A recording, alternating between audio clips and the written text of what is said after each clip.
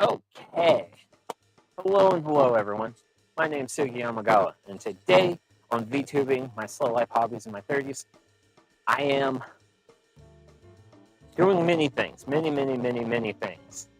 So, for today, we're going to be starting off with axe throwing. Then 2, we're going to do some chainsaw time. Then 3, we're going to be doing some campfire cooking with the side of flamethrower. But I would also like to say hello to Zerzon and hello, Ari. Thank you both for stopping by. And yes, it has been 2 whole years of this sweet, fun, wonderful nonsense of VTubing. Like I say, I've had some fun, and the fun levels have been trending upwards, which is really nice. Unless I get into video editing, in which case, when I get into video editing, the fun levels kind of tend to dip downwards. But we got to do first things first, because it's a celebration and all those good things. So I'm starting off with a beer, but not only any beer, a non-alcoholic beer. Also, like, if you're in the market for like a non-alcoholic beer, change. It sounds like. So I'm actually using my clipped-on mic because I'm going to be like I'm going to be moving around a whole lot. So it's a lower quality of mic. It's literally a Bluetooth mic.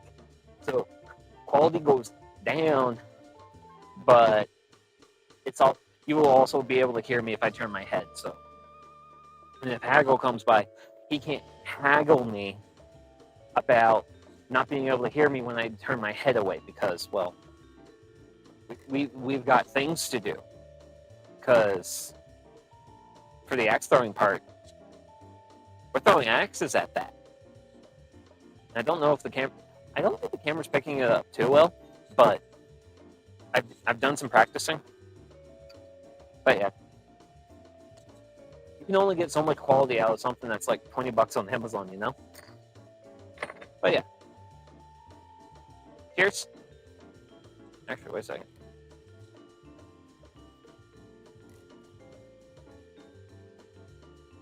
Now, prior to yesterday, I did not have any experience whatsoever with axe throwing. So I did do a little bit of practicing yesterday, just to make sure I wouldn't be like terribly bad at this, because I've seen some videos on like the general like technique and what you're supposed to do. The biggest thing I had to do for getting ready for this was figuring out the optimal distance. Because when you do axe throwing, what you want to happen is you want your axe to make 2 turns before it hits the target, is the ideal. And also, by the way, I am very somewhat proudly using Harbor Freight axes because they're like $15. But the true limiting factor on our axe throwing time for today is going to be how well these blades hold up. Unfortunately, I am in my driveway, and if these blades hit the driveway, it damages them. So we're going to be probably axe throwing until, as far as the blades hold up.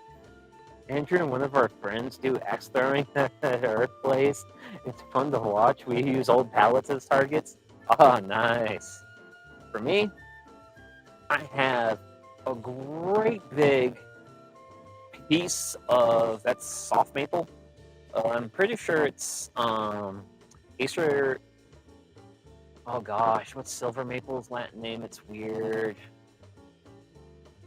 I'm pretty sure it's silver maple, and I don't know the name because it's similar to sugar maples, which is saccharium, but it's different, like very much different. So can't quite, yeah.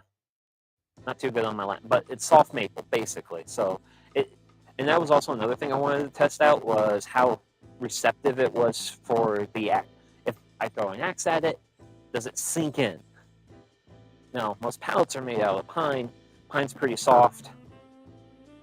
Nothing too terrible there. So, versus what we're going to be playing with our chainsaw here, all these logs here, this is all oak wood. And oak wood's a little bit harder, and these axes don't quite bite into the wood as well as they do soft maple. So, I've got one, I've got two. Funny enough, Harbor Freight actually had different color handles. And I had just a wee bit of time before stream, just hanging out, being like, I want to do something. And I was like, I'll throw an axe. And of course, the first axe hit. And I was like, no, I've used up my luck. The luck's gone. God bless Harbor Freight. I mean, for buying tools you can just abuse the living hell out of, Harbor Freight's pretty good for that. Granted, Harbor Freight also did not have the King of the Hill WD-40, which for probably like the next month, anytime I go to a hardware store or a tool store or anything, I'm going to be looking for that King of the Hill WD-40 just because that is so incredibly funny. It makes me so happy to know that product exists. Okay, so I feel like this is more than enough yammerings. Let's throw an axe.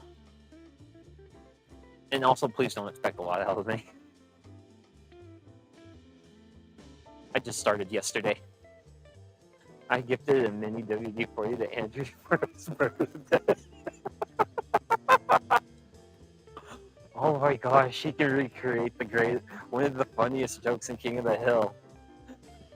Hank not being able to open a can of WD-40 uses a mini can. Oh gosh. Oh no. Well, let's hope these positive vibes do something for us.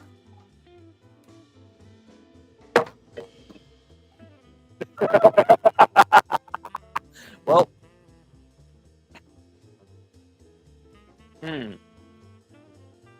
honestly, bum kiss. I'm gonna aim for that. Probably not gonna go over well, but I'll try it.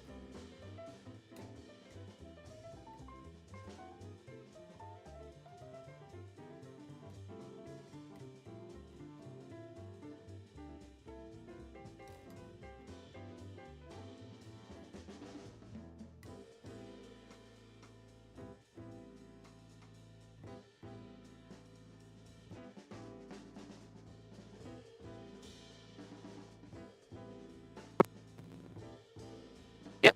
Oh. Okay. Maybe I did click something. But you know what? The good old power on actually did work. Now we gotta see if we don't recreate that, because I gotta go play Fetch Axis. I'm gonna watch you, audio levels.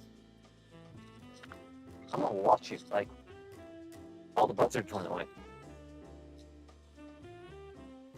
There was a big circling of buzzards before stream, which I was like, man, that is awfully auspicious. Good to see we're starting things off to a strong start. Okay. We did not lose audio. I have not lost target. I have axe. I desire to do things. Woo. Woo. But yeah, this is how I expect it to go. I don't know. Let's see. We did have one thought about it. I just hope my blades don't get beat up. I really don't want my blades to get, well, unfortunately, abusing these blades has taught me that I truly need to consider getting a bench grinder at some point. Oh man. I said beer to that.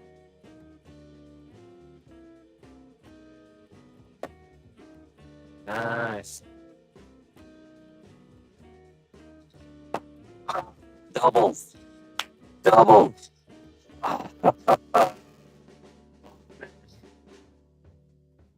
Oh, yes.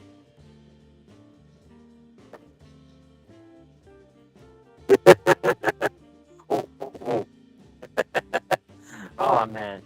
Yes. What? The blades are good. The blades are good. Actually, that confirms both blades are good. That confirms both blades being good. Oh man. That was pretty wild. Man. But, you know, for every hobbies. I mean, hey, I am putting marks in this thing, so that's also exciting.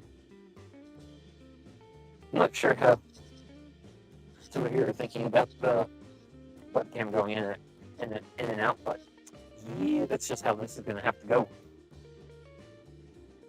Not quite ready for doing things in other ways. Well, the ways other streamers do. Like, one of my biggest motivations for, well, one of my primary motivations for becoming a VTuber was stuff I wanted to see. I wanted to watch VTubers do stuff I wanted to do myself. And a lot of VTubers really don't do stuff that really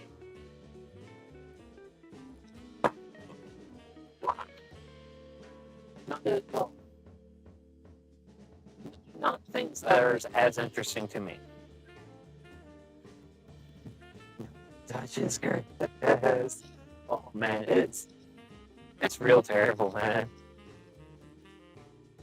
Like, the more I hear about like people who actually do professional tier VTubing, it's like, holy smokes, like, it's way too much, like, it's too much work to the point where it degrades your quality of life. Hey, Dad's old shop, hello, welcome in. Oh yeah, also, thank you. But yeah, would it be possible to switch back to the old mic? It's a little, it's actually a little hard to understand. Oh man. Is it like being too quiet? Wait a sec. One moment. I'm gonna try. So I moved it up, so it's a little bit closer to my mouth. Hopefully that will be better.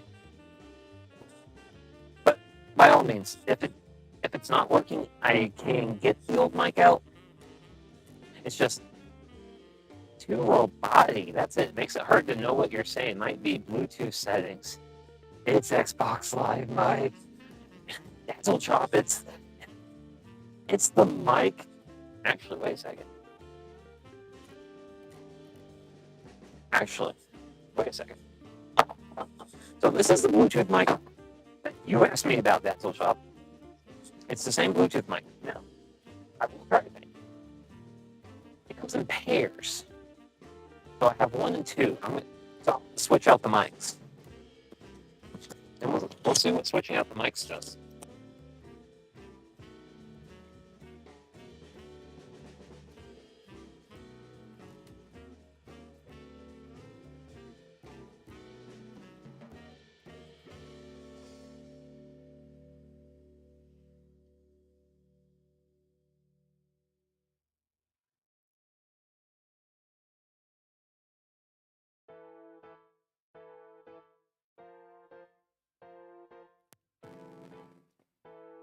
So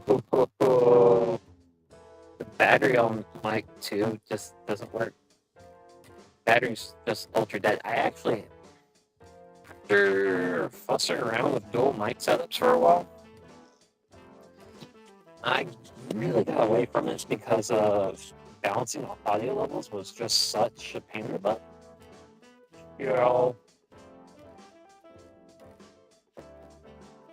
Let me go grab the quote-unquote good mic.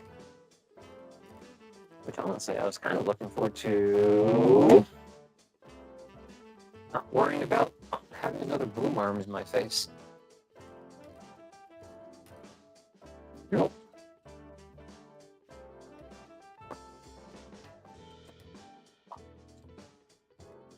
But you know what? If people desire audio quality and I can deliver, then I will attempt to deliver. Just don't ask me to do something I know I can't do.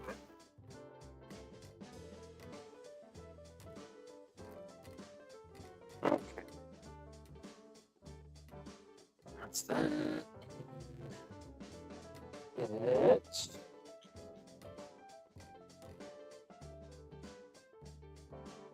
And that's the thing I really dislike about doing what I do.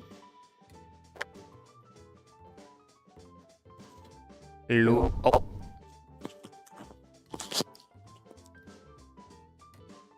Okay. So now we're just on one mic. We're back to OG mic.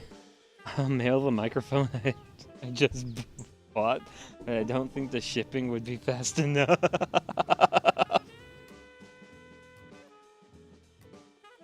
Oh, don't worry about it. Don't worry about it. But yeah, one of my big things. This is what it sounds like. Wait.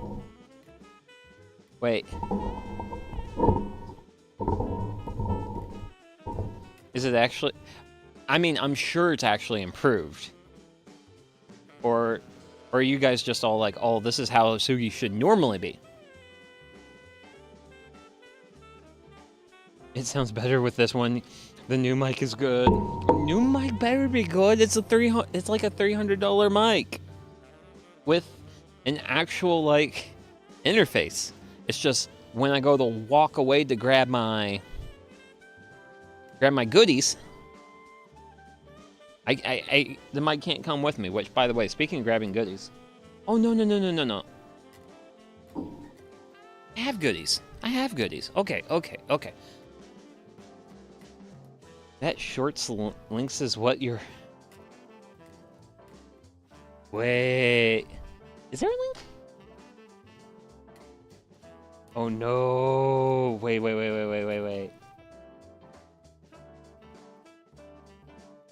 I am now curious. I am now super curious.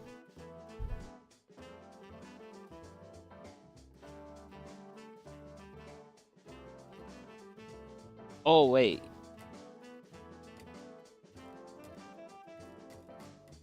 I mean, I'm sure there's Wait a second.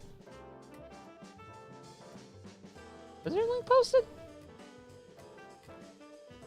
Yeah, yeah, I think it got filtered. Because I actually checked on like the actual stream and it looks like YouTube was just like, nope. Which I don't know. Honestly, I haven't looked into my settings very much for link posting.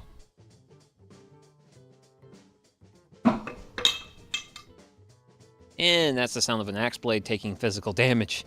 And apparently it also does damage to the GoPro. The GoPro is sympathetic. Probably a good thing to filter. Yeah. Yeah.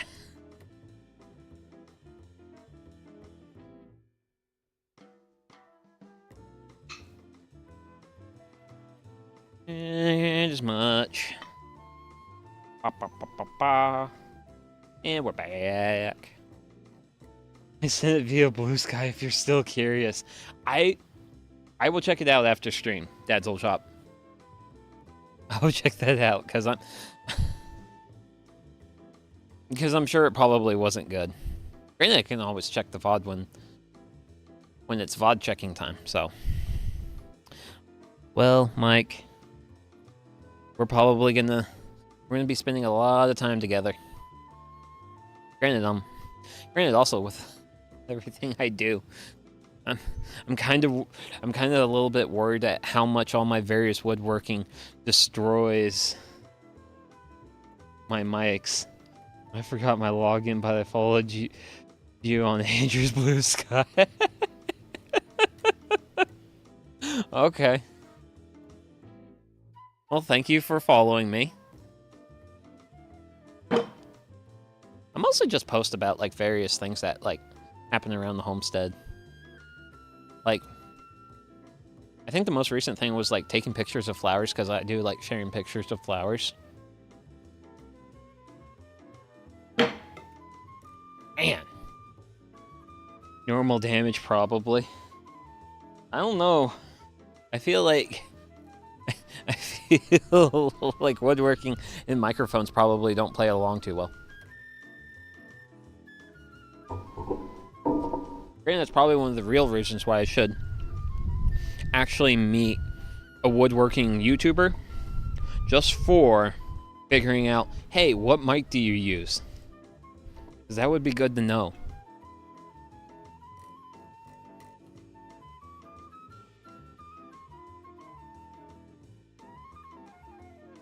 Because I've seen a few of those guys. A few of them have had, like, clipped-on mics. Rex Kruger do any stuff with a clipped-on mic, mate? Maybe. Depends on the shot, a fair amount. Use a shotgun-style mic. Seems to make sense. With lap holes for voice. Yeah. Man. Be so bourgeoisie you could be fancy with your audio. I wish I could be fancy with my audio.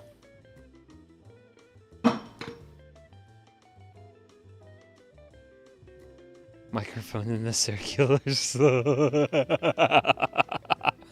Oh, dearie, dearie. Oh! Got one! Okay. That always deserves a oh. Oh, no! I'm almost out of beer. That's terrible.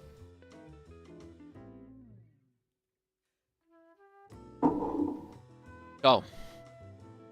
I'm gonna refetch those guys. And then... beer.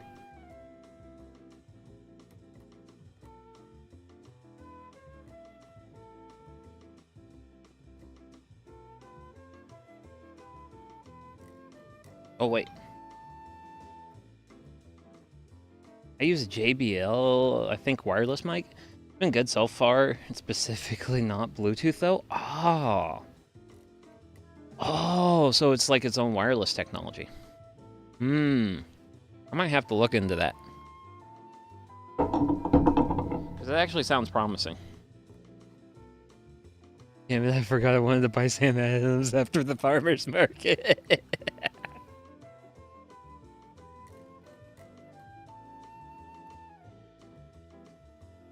Oh man, farmer's market time. So, next is Sierra Nevada Trail Pass IPA. Also NA, because I'm doing NAs leading up into chainsaw time. Because I'm not mixing alcohol and chainsaws. I can link you later. It was under 100. Ooh, I like that. I do like that. I have a silly microphone that I don't think could be streamable, but makes it very difficult to clip the audio. Ah, man. It's a little like quality of life things. Granted, I've never got a pop filter for this mic I have now, but I haven't gotten complaints about that. Whoa. Just bounced that one.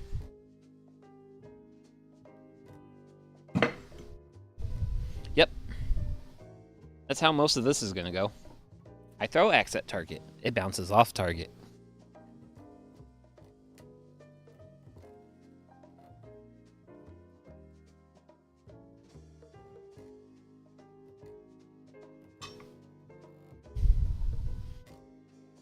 But hey, you know what? How many VTubers have thrown axes, man? Probably the first. Whoa! Hey, no. Log, please don't move too much on me. You move too much on me, I have to readjust you. I think I'm over-rotating on those last two. It looked like the like top part of the axe head was hitting and not the face. On stream, probably just you. If the log moves too much, does it have any logarithm?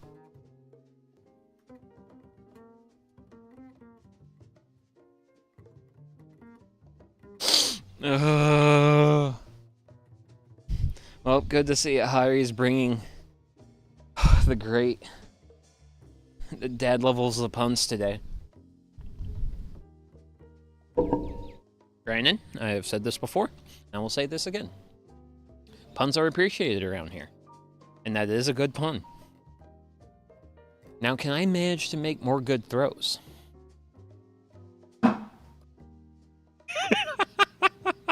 And now,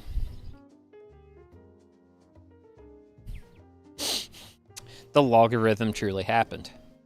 Now, I think I should aim a little bit lower. Well, the head of the axe did hit the log. I could at least do that much.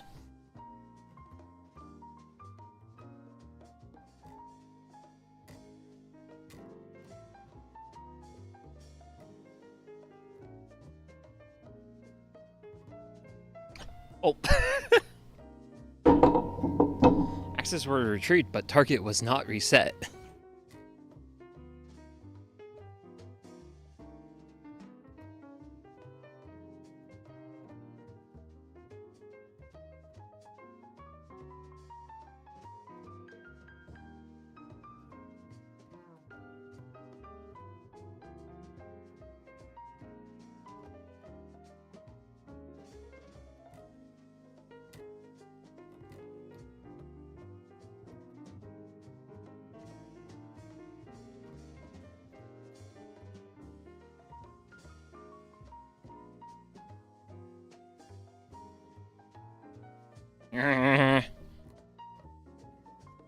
Oh, something.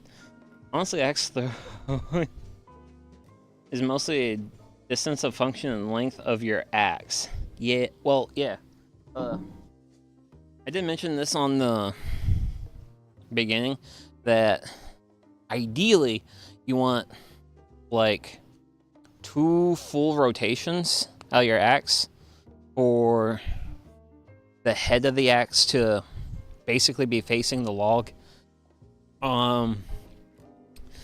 I have made it a tad bit difficult for a log to move. I added in a nice little 4x4 little block. But now my target is basically full parallel with the ground. So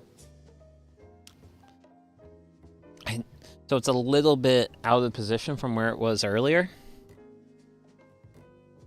So I'm not sure how much added difficulty I'm going to be seeing here.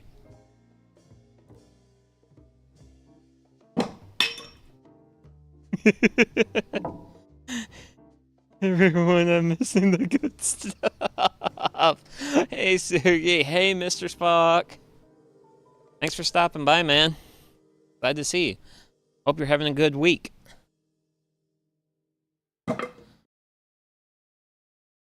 As for my axe throwing game, it could be better.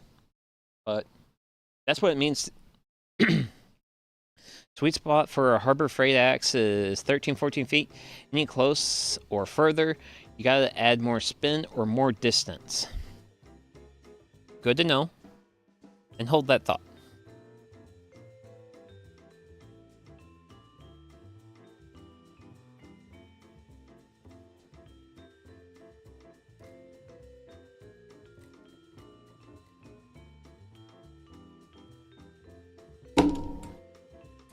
And today, I got my water pump out and serviced it. It's running good now. Like the sub pump for the house?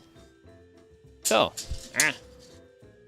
well, of course my tape measure is not that stiff, but we can at least get an idea here. Sure. Shucks.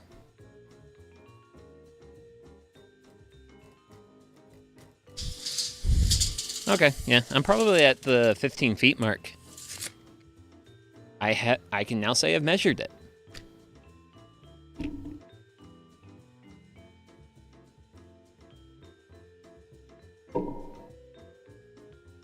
I do like it when the target's a little bit tilted back.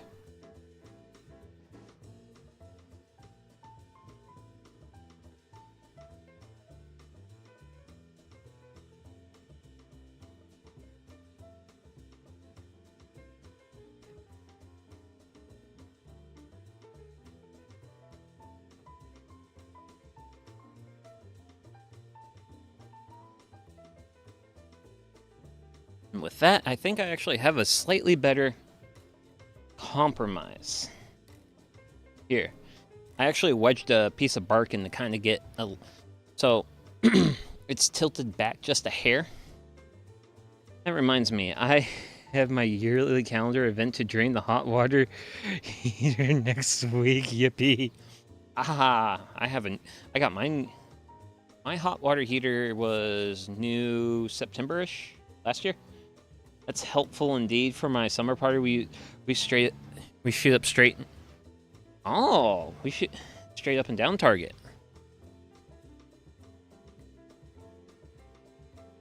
Need to do an oil change on it still. The water pump is for watering plants. I've got a big 12-foot diameter well. Wow, that's a real setup, man. Like, dude. And speaking about watering plants, I actually watered my garden yesterday because temperature's been kind of coming up. Been getting into the 80s now, and right now my current struggle is keeping my container potatoes watered. My container potatoes are so sad. Like, they're just like, man, we just need all the water, man. All the water. I'm just like, man, you guys are just like thirsty. Really thirsty plants. Whew. Ooh. Just want to pop in and say, hey, congrats on 2 years of streaming. My hope is that more people find you. Congrats again. All thanks for hopping by, that grumpy old guy. It's always nice to have people stop by, and also just like seeing people just be like, wow, this guy's cool. And it's like, I'm firmly in average levels of cool, so it's very reassuring to hear that. Well, they hear people like me just being a silly Billy in my backyard. Oh, if that was a little bit higher, that might have worked. That might have worked. Hit to get more subs, use clickbait titles. Hint to get more subs, use clickbait titles. What? I feel like this is already pretty clickbaity.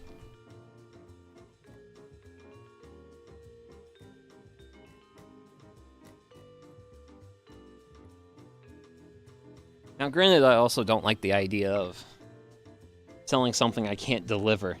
Like, axe time? I can deliver on axes. I can also deliver on chainsaws. Look, I felt bad about using... I actually felt bad about this title. I mean, it's not clickbait that you have the axes already. So, the clickbaity part of today's title for me is I use chainsaws plural and flamethrowers plural. I have one chainsaw in my life, and I have a weed torch in my life. I already felt like I was being a little clickbaity, but I also wanted to make a fun reference to lions, tigers, bears, oh my. And also, like, hey, I'm a variety hobbyist streamer, so might as well encapsulate that with doing a variety of hobbies today. Man. A little bit of over-rotation. Ooh, just the tip.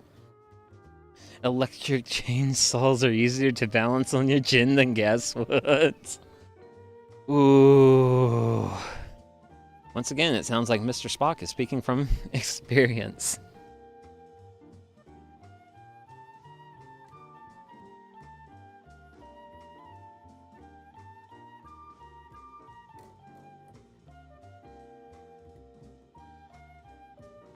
Granted, the massive logistics for today is to avoid doing an accidental face reveal. So far, I think I'm doing all right. So far, all right. Ooh. Reasonable contact. Destroying chat with axes and flamethrowers. Crazy hijinks and mayhem for a Super 2-year anniversary. And violence. Oh, man. I can't sell that. I can't sell that in good conscience. I would feel bad. Like, shucks. Like, I did that live. Like, I wrote, thank you, to chat. Did I miss the flamethrower? Flamethrower's later, Mr. Spock. We're in the axe portion of today's hijinks. Wait, you're not actually a 2D VTuber? Immersion ruin, day ruin? My cat Bart is going to cry himself to sleep.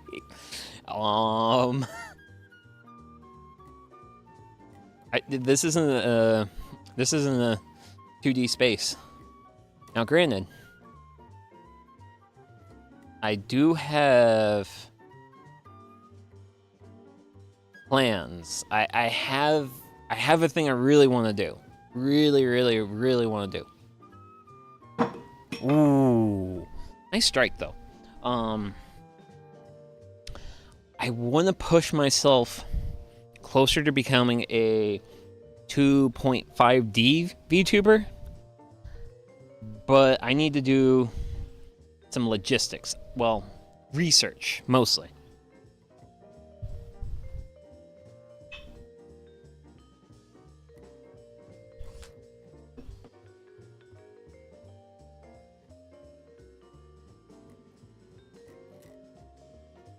Because basically everything about me is like looking at VTubers and seeing the fun things VTubers do and being like, but that's not my brand of fun. My brand of fun is different. Kind of like what Cooking Tuber does with a green suit.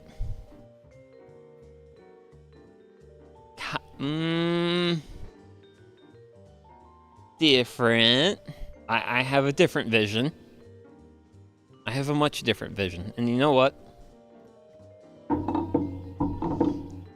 I'll actually talk about my crazy harebrained scheme.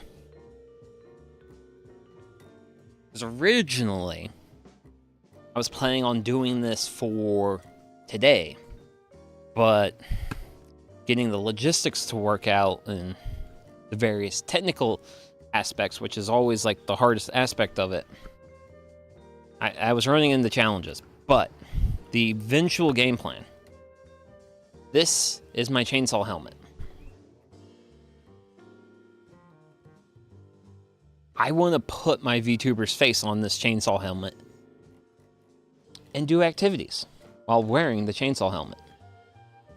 Because I think that would be so incredibly cool. You really want a shitty for free? Let me know. Oh, I don't know if I can go into the 3D space.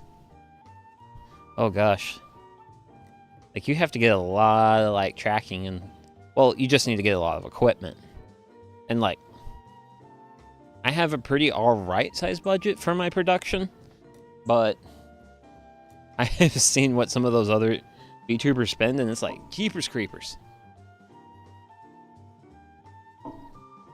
Got an old cat, Hector, staring me down for food and bright eyes in the window bugging me.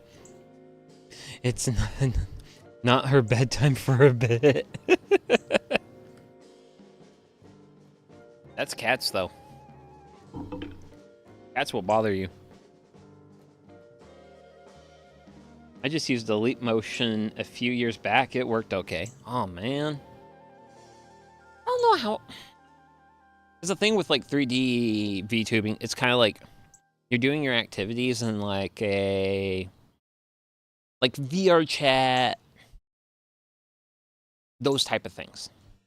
Me, I want to bring... I'm a crazy old bastard who just wants to take anime and make it real. Very close to what we're doing here.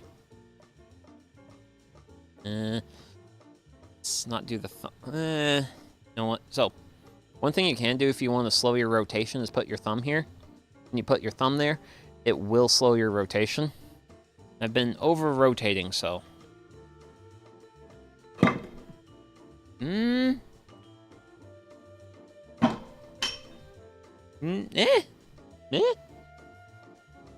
Didn't completely ruin it. Oh. We got you covered, Mr. Spock. We got you covered here. But thank you for the inspiration.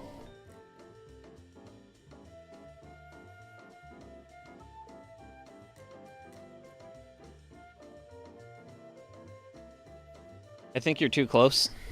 I don't think I'm that... We actually measured it out. I'm probably like 13, 14 feet away from my handy-dandy thank you target. Hi, happy anniversary. I can't stay, but I wanted to drop in and say congratulations. Oh, thank you, Clippy. It has certainly been a journey to get to this mark, but it has definitely been a fun journey, and I very much am looking forward to continuing to do it. Some of the modern setups could be possible to superimpose the 3D model in Unreal on and estimate the outdoors would be more difficult. Yes, because like some VTubers can barely touch grass. Me, I'm at the tree level. I play with trees.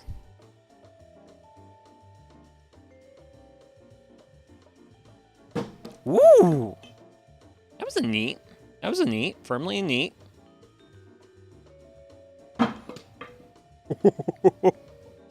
Oh, man.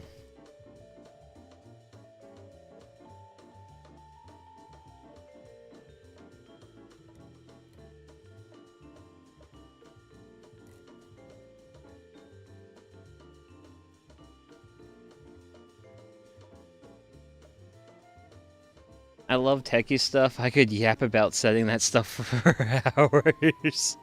Oh, man. Oh, no. I have access to a resource. Which, that's always fun. That's...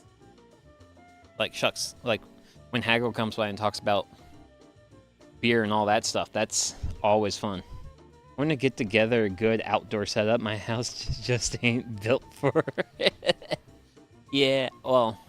I mean, I'm pretty much in like a high fenced in backyard with neighbors who pretty much, for the most part, leave me alone, so. Ooh.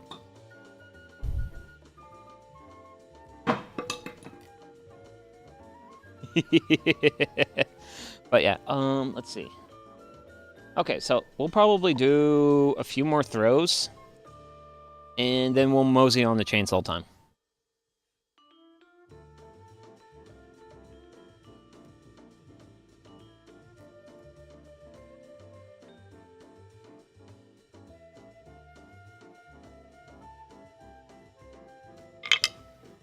Yeah, because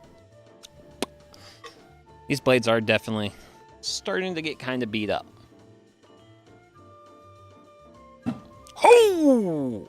Yes! Sip of beer.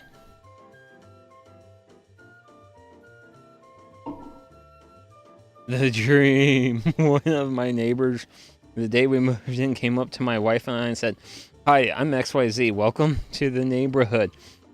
I'm disabled because a patient stabbed me in the spine at work." Oh.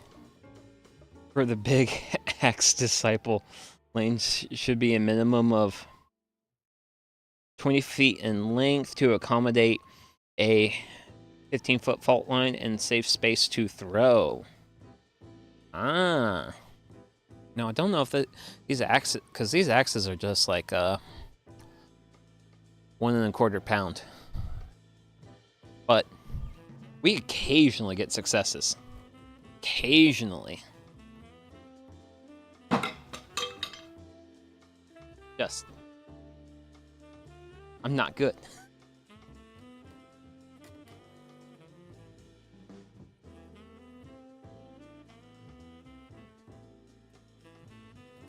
But the way that was stuck in at the tip, that was a neat. That was firmly neat. If that's my last successful throw of the day, I will take it. Normal distance is 12 to 15 foot, like in a bar. Yeah, I'm actually... I think when I measured it out, I'm at like 14 feet. So I'm in that range. Oh!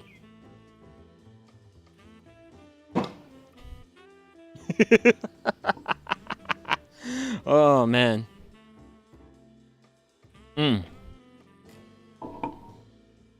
But you know what? 2 throws in a row, and I got an axe stuck in there. One day, yeah, 1v1 you. Final Destination's axes only hideout.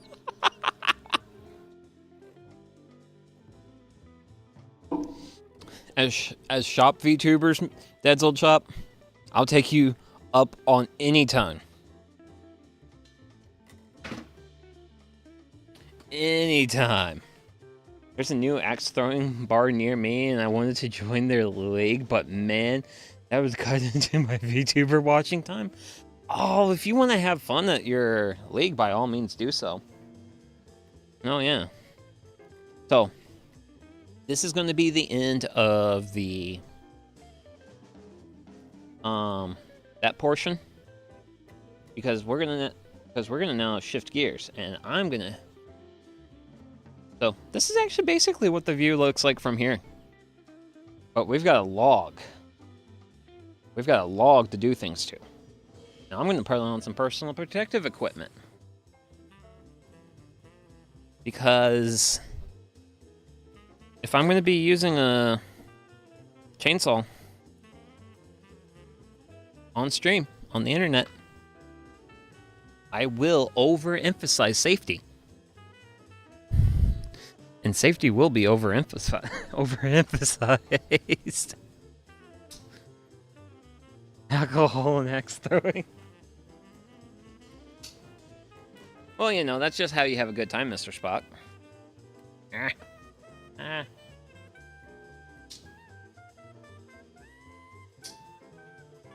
Wow. Okay. So.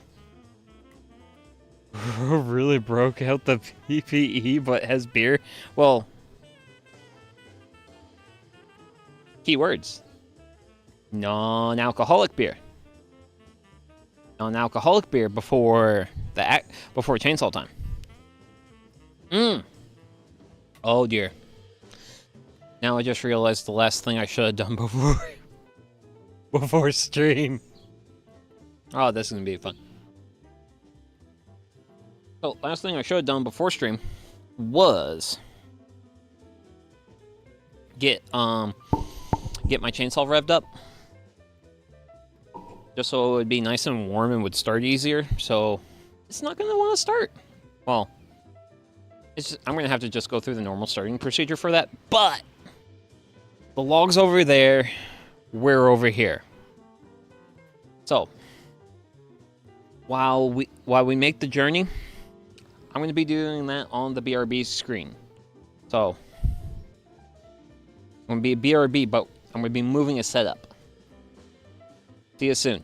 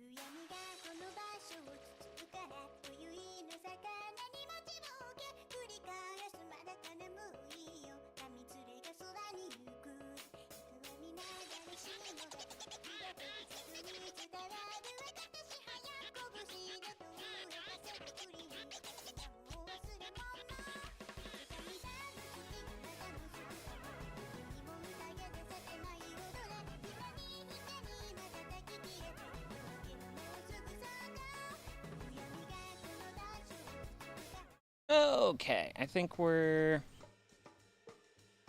Actually... Hold on.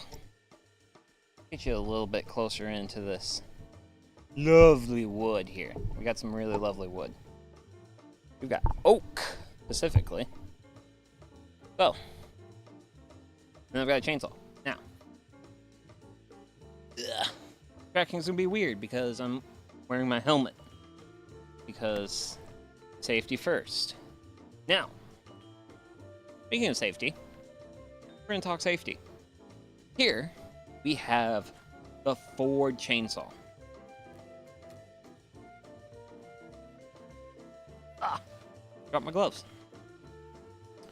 The Ford chainsaw, this is a chainsaw you would get if you bought a Ford truck. This chainsaw is missing so many goddamn safety features. So many safety features. Jeez.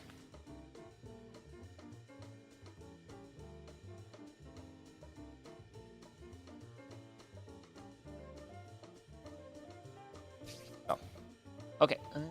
Actually, let's see. I want to grab my image. Shift it behind me. Yeah. Yeah, we're going to talk. And we're going to talk about modern safety features in a modern saw and a lacking of safety features in the Ford saw. So, big thing you notice that my saw has here that I'm resting my hand on, that's my chain brake. Brake's engaged. Brake is unengaged. When the brake is unengaged, I can move my chain freely. Brakes engaged. Chain does not move. Big safety feature. Ford saw does not have that safety feature. Another safety feature. A little hard to see. But you see this row of spikes I have here? This row of spikes. When the saw starts cutting into my wood, it pulls the saw into the wood. And then those spikes grab the wood, and that creates a pivot point for me to manipulate the saw from a position of power. Modern saw has that. Ford saw does not have that. Another feature, differentiating these two saws, is there's a 2-trigger activation. So, you really want to use the Husqvarna, you really gotta commit to it. And then also, the Husqvarna has a sort of a suspension system to it in the handle. So it's not as doesn't rattle you around. Dang, that's a scary saw. Yeah. The Ford saw is scary, but guess what? It's not scary because it's Ford. It's scary because that's what existed in the 70s. Because that was a promotion they did in the 60s and 70s. Competition chainsaws are cool. Yeah. Yeah, the competition. You know, I would listen more to the safety videos at work if a VTuber explained the mechanisms behind this stuff. And that's why every company needs a VTuber to explain things so that no front handguard is wild. Hand slips right into the blade. Yeah! That's another aspect of it. But also how the chain brake engages. To release it, I have to pull it towards me. So, this is a chain brake in the loose position. If there's a kickback event and the blade comes up at me, so if the saw comes up at me, my hand forces the chain brake to engage, and that way, when I take a chainsaw chain to the face, it's an unmoving one, not a moving one. Very different outcomes. I mean, granted, my helmet also has a visor on it, so once again, multiple layers of safety really protect you. And as long as you do a lot of things, you do a lot of mindful things with operating the saw, it's reasonably safe. I mean, it's still a chainsaw. It's still risk, but that's also what makes it fun. It just gashes you instead of Texas chainsawing you. Exactly, Dad's Old Shop. You get it. Have you ever had a kickback, Sugi? I don't think I've ever had a kickback. I haven't had any real bad kickbacks. I have had a couple of times where the blade will start to pinch in my log, and it will want to buck at me. Typically, the blade just stops. So, further on, actually, so let's get that fix or repair daily out of the way. So, here's our log. Here's our area. Bro, I've learned more about chainsaw safety from the stream than my dad teaching me how to use a chainsaw when I was 10. Oh, well, it's good to be a resource. And it's also fun to hear people being like, "Oh man, I learned something from this guy." So, the biggest aspect in chainsaw safety is evaluating your area. A lot of injuries with chainsaws don't necessarily come from the chainsaw itself, it comes from the environment you're in. Because when you're operating the saw, your full attention, as it's well deserved, should be on the saw. So sometimes people will step back, there will be a branch, and they trip, their saw's still running, and Yeah, you don't want to be falling and then there's be a saw still spinning. Bad times, bad times. So, really want to evaluate your area. Make sure you don't have any trip hazards.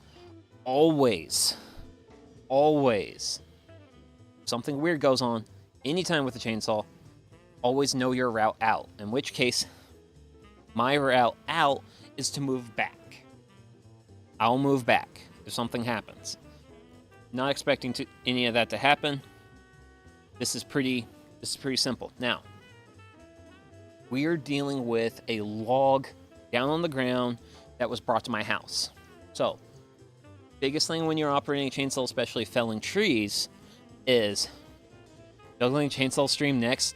No, I'm anime. I'm not a cartoon. Those are two different realms. Two very different realms that can have very different impacts and actions should I screw up. But like if you're actually like in an area in the woods where there's been fallen trees, you really want to be looking up and seeing if there's like any hanging limbs that are stuck in the canopy. Really big danger there. I don't have that danger here. I have a log on the ground that I just have to make cuts in. So, there are two primary forms of forces in a log. There's tension, and then there's compression. Tension is when you basically have your log and you have weights on either side, and the log is in tension. It wants to bow upwards. You really want to be careful. Juggle whippersnippers.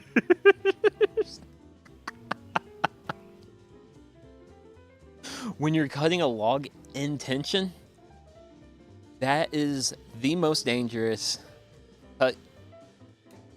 Well, that's the most dangerous type of tree that you could be working with, because once you cut enough of that tree and the log snaps, that log can move very quickly and very violently.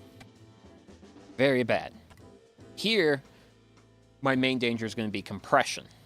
In which case, as I make my cut through the log, I'm going to be watching that space that my chain has cut. That's called the kerf. I'm going to watch my kerf. If my kerf starts to close in any way whatsoever,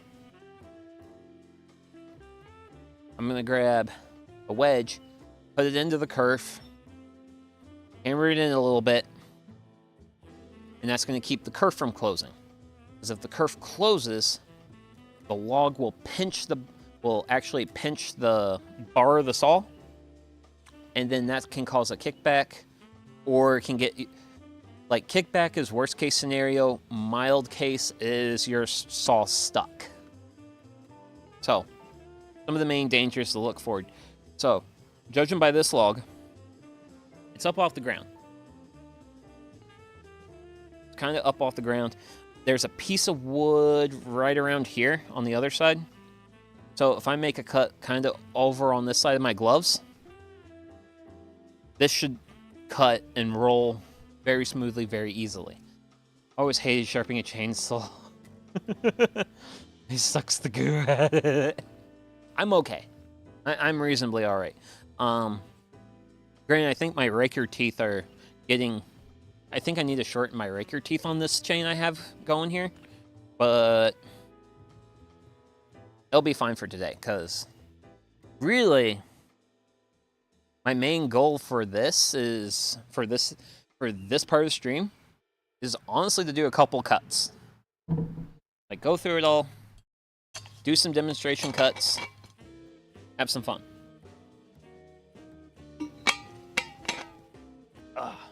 So, that's all that. Now, some of you might be wondering, Suki, you have a stick. Why do you have a stick? So this stick is a little bit more than 20 inches long. This is just something for me. This is just a gauge for me to tell how big I want my firewood. So I want to make my firewood a little bit shorter than my stick. And that stick just gives me It just gives me a consistent sight, so I can make my pieces consistently. I think sawing boards with nails in them had something to do with it. Oh gosh. Oh god. A nail will destroy a chain. Nails destroys chains. Touching ground destroys chain. My log is sitting on another. It's kind of sitting on the secondary log here. It's up off the ground. I'm not gonna hit the dirt. Dirt, very bad for chainsaw chains. Very bad. Don't get your chainsaw stuck in the dirt. It's gonna dull instantly, and you're gonna be like, well, I gotta sharpen my chain. So, I think that soil. Chainsaws don't think soil. Hey, I need my gauge, man. I need to gauge my firewood length. So, gloves. My chainsaw helmet also comes with hearing protection. So, chainsaws are loud. I am sure there's only so much chainsaw ASMR you guys want. So therefore, once I get the saw running, I'm gonna... Whoop! Yeah. Chainsaw's an eager beaver. So, once I get the saw running, I'm going to turn down the audio, and we're going to cut wood. It can't sound worse than my Jeep's muffler. Oh, man. Well, that's certainly encouraging.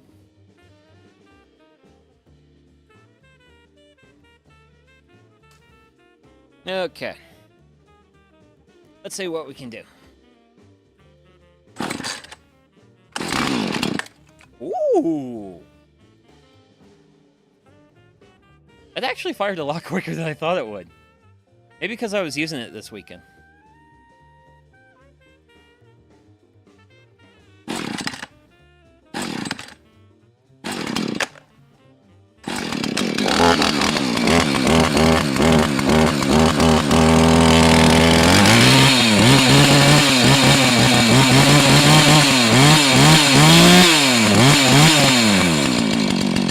Okay!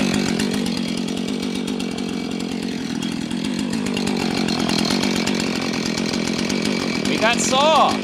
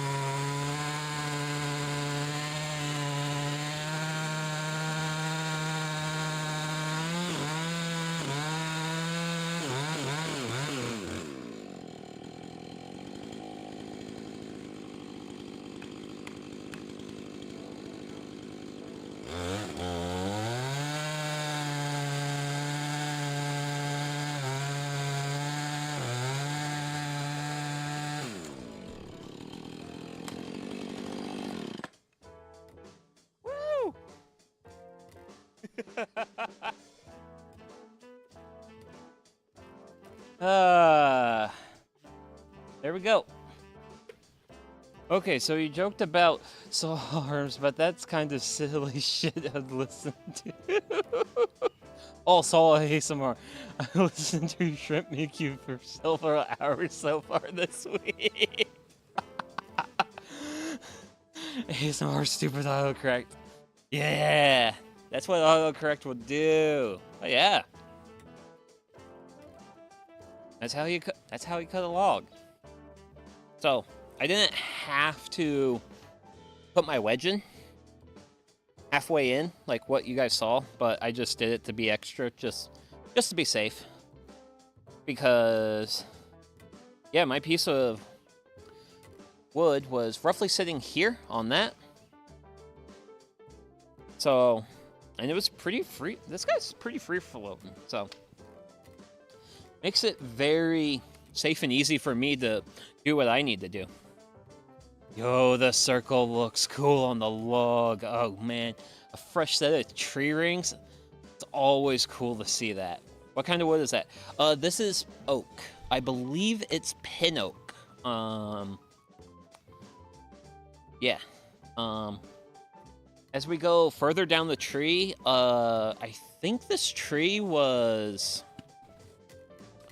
starting to show some signs of diseasing, having some disease in it, which is why they took the tree down, which is partly a shame, but, you know,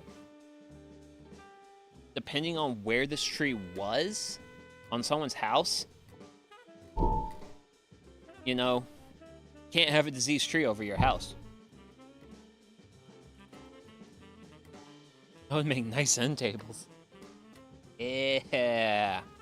It'd make real good end tables. But yeah. And there you guys go. It's a little bit of chainsaw time. Now. Aw, man.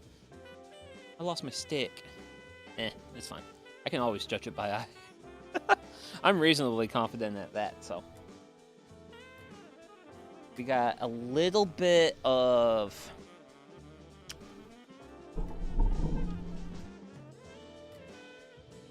I got a little bit of, hanging ups on my wheels. So, it'll be a little bit difficult moving forward. But, we have more log. Nice burl. Oh, these aren't burls, sir. These are where limbs came off. We actually... This log had... Where's a stick? Oh, hey, look, you're a stick-like object. I stick-like object. So, we've got this line here. This line is where actually the branch was growing up to the side of what was the main trunk. And this is actually where the bark fused. So as the trunk got bigger and the branch got bigger, where they were once not touching, they would touch. And that creates this fuse line that runs all the way up there. What this means to me is this is going to be an ever-living pain in the butt to split. And that's the biggest issue with urban trees, is you don't get like a lot of like straight log. Now, once we get out of this section, because we got a branch here and we got a branch on this other side, once we get past this, we have some real nice straight sections, which is going to make for some fantastically easy splitting. But this part is gonna suck. It's gonna suck. It's gonna suck a lot, but I'm a man, and I'm a man enough for the challenge. I think. I hope. Okay. I'm gonna get a little bit more water in me. And we're gonna do more chainsaw.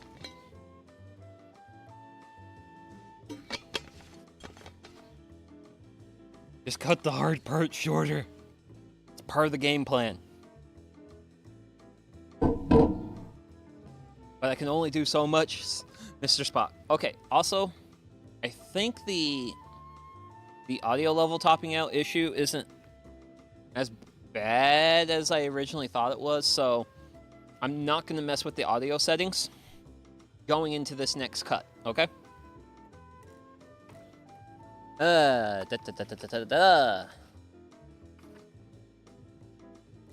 Let's make some chainsaw noises.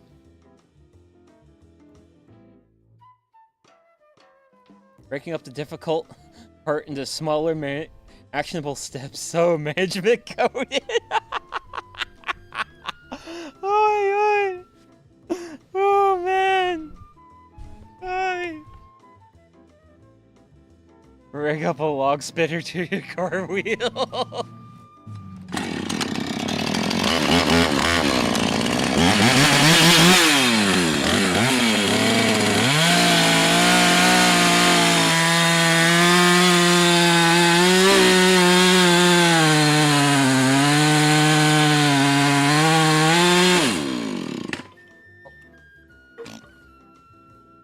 Womp womp.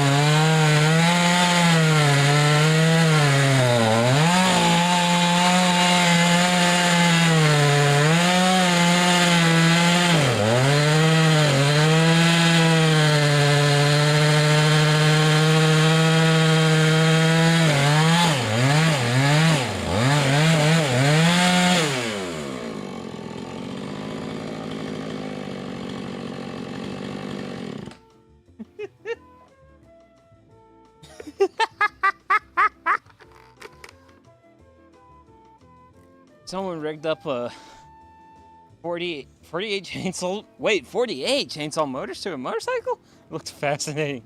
I have you know, I ran into Andrew's office to play the chainsaw. He went full bore to Joe. Oh, shucks. Okay. Now, excuse me. I gotta position you guys off to the side because I gotta get in here.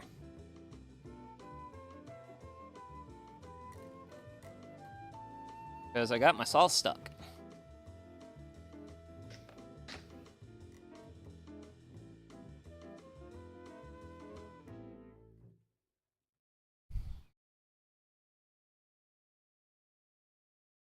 Because I got the... It's really hard to tell where the weight was on this. Ooh, wait. I have a tool. I have a tool. Don't bend the blade. I'm not going to bend the blade.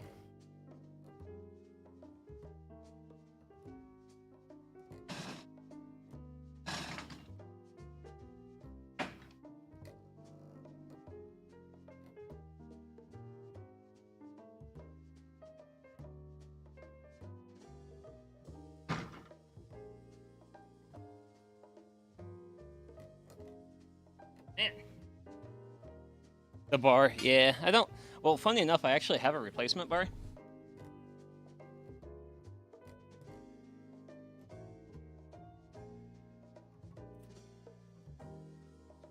Ah. Is that separated?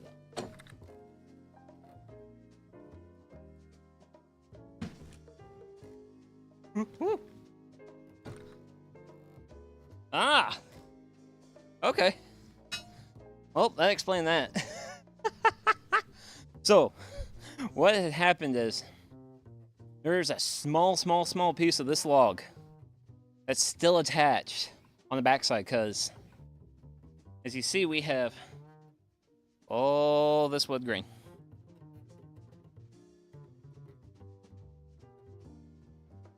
Oh, there you guys see it.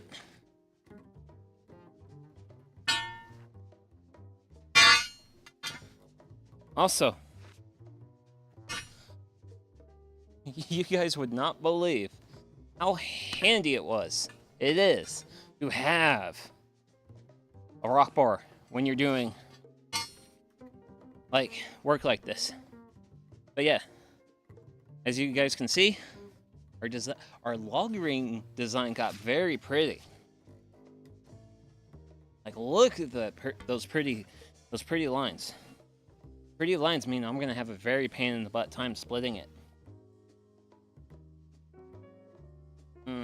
Actually, wait a second. That's off to the side.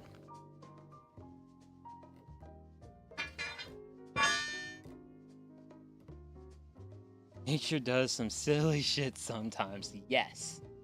Nature has fun. Speaking of fun, for me to continue to have fun, I gotta make that go away.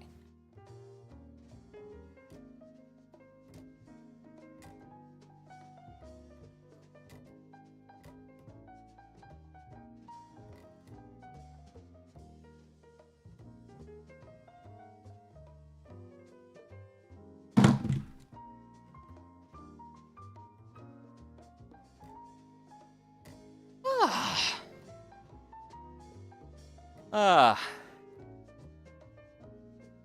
have physically exerted myself. I need water. But yeah.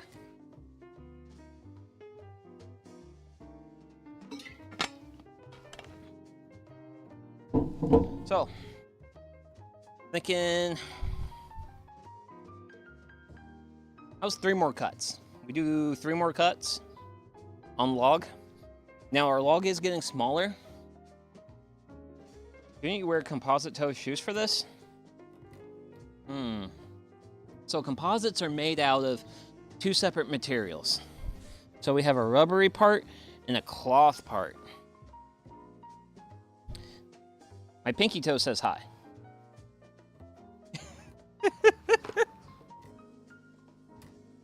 But these are 100% guaranteed to make anyone at OSHA deeply disappointed in myself. And as an American in his backyard, it is my right to disappoint my government. YouTubers normally charge for that. Oh yeah, but this is a celebration stream. Like I'm willing to do some well, we're doing all sorts of fan service. Like, we've had axes, we had chainsaws, a little bit of feet, not too much. Okay.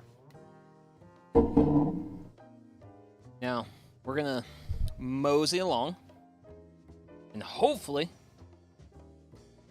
my setup will agree to mosey. For free? Oh. Oh. Yep.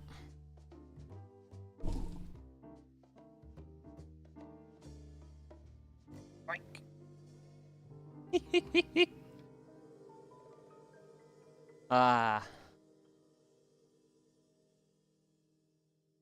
Wait a second. I think I got disconnected. No! We've overcame so much. Whoa. Oh, wait, yeah. We're back with tracking. And we have more log. Please don't be a reason for an incident alert. Well, no, I see, this is why we have gloves. That's why I'm a very firm believer in chaps. There's been so many people on this website called YouTube who will do chainsaw stuff, talk about chainsaw safety, do an actual video on it, and not wear chaps. And one of the best ways one of the gentlemen was explaining it was like, think of me like your doctor, but I'm a doctor who smokes. And I'm like, yeah. Also, what you should really be telling your coworkers is, hey, I like you. Don't make me have to do paperwork. That's what one of my coworkers says. Like, my company safety officer is just like, don't do anything that would create paperwork. And shucks, I will even say stuff on like, man, well, say I identify a unsafe thing, especially on like a Friday, I'll be like, man, I better go grab PPE because Friday's a bad day for doing paperwork. Oh, I also tell them that. Okay. I'm ready to make more firewood. Because I love firewood.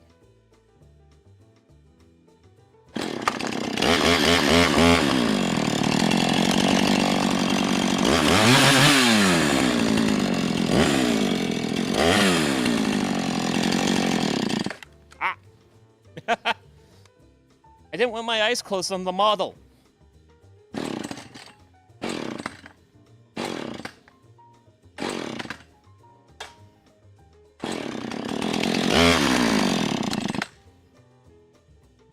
Ah!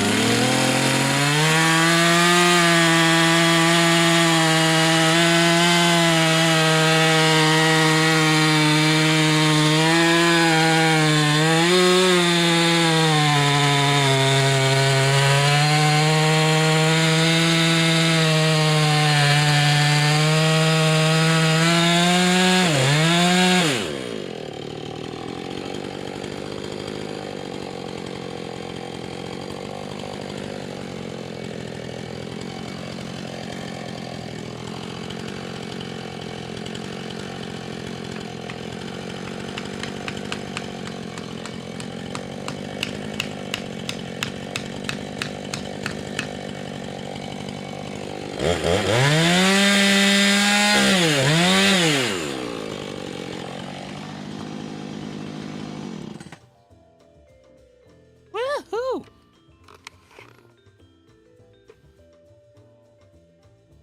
I wonder if anyone's made a live 2D chainsaw model to add in VTube Studio. I'm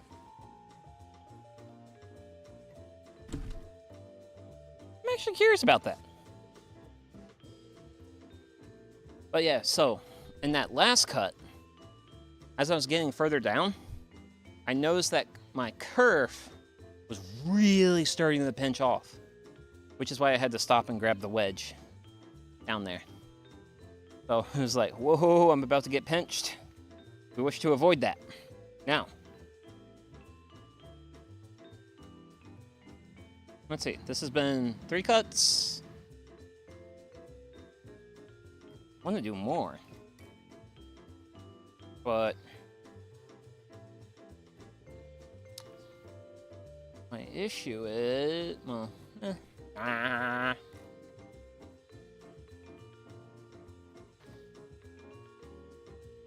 and we're really testing the limits of what a caster can do in wood shavings. Okay, setup. Will you mosey?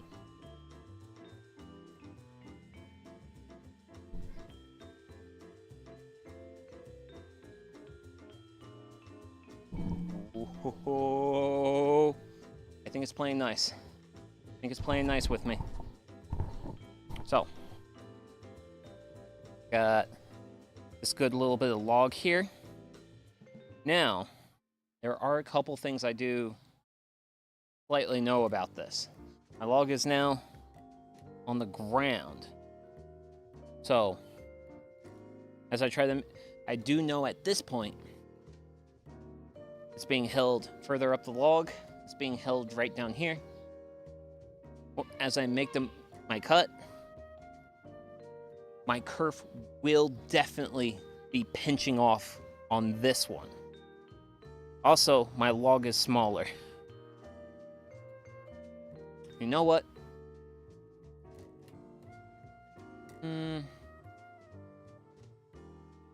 No, I'm gonna make my life easy. One moment.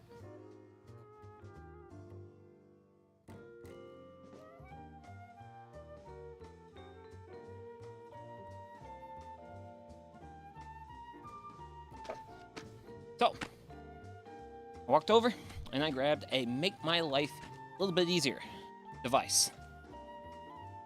I call it a piece of firewood. And what I'm going to do with it is I'm going to get it into a position. I'm going to grab my rock bar.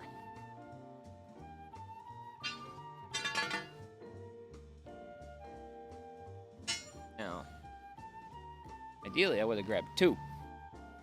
Actually.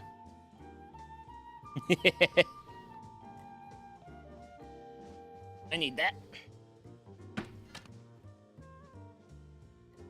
So with two pieces of wood, one's going to be a fulcrum. The other,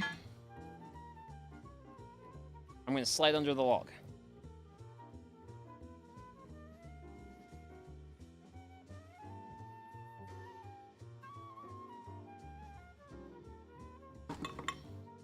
Really?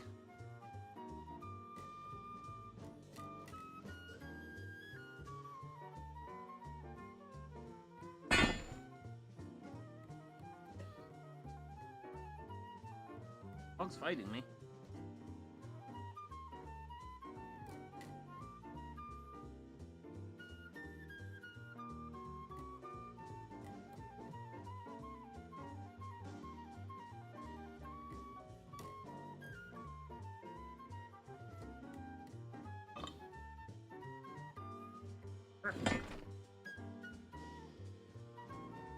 Ugh. Man, the pains and butts of doing like IRL forestry as a anime streamer. Whew. So, I promised you guys 4 cuts. I'm gonna get you your 4th and kind of get you guys in a decent position. Just because I don't want the things people do for content. Yes. Oh man. Things I do for content.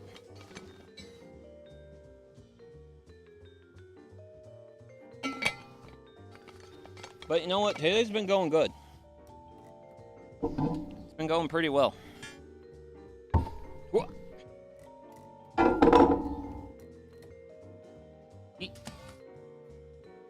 So, one more chainsaw cut, then we can move on to the next activity. Because I know my chainsaw does not like being started and stopped like this.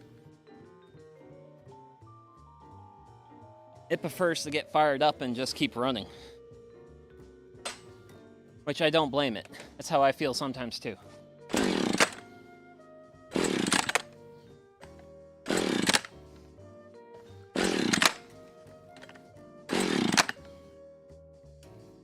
Oh.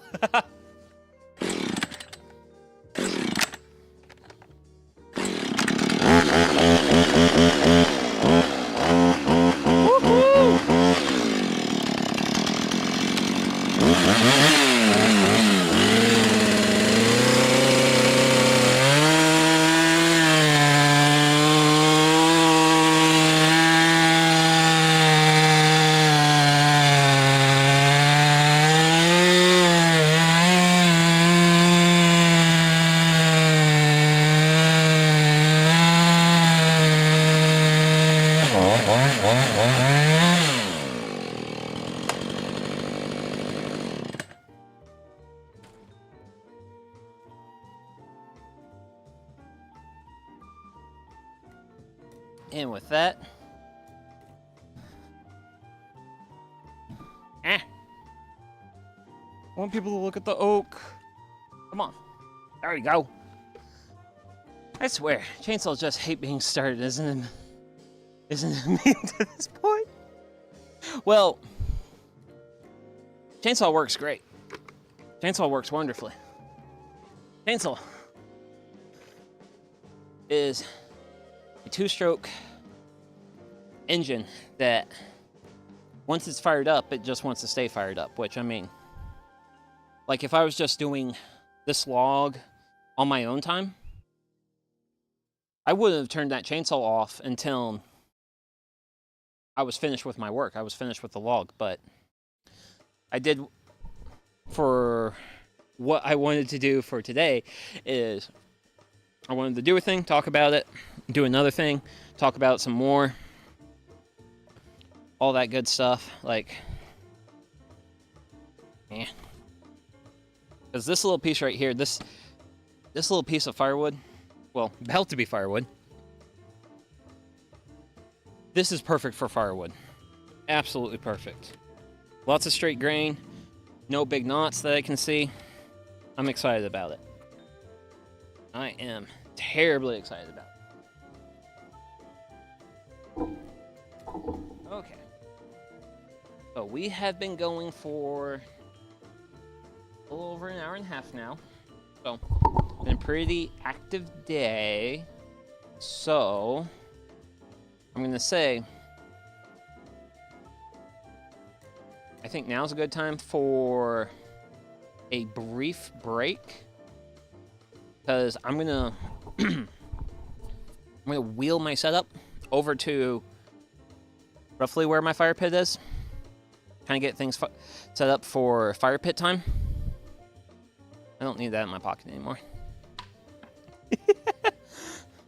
So, if any of you wish to take a break, by all means do so.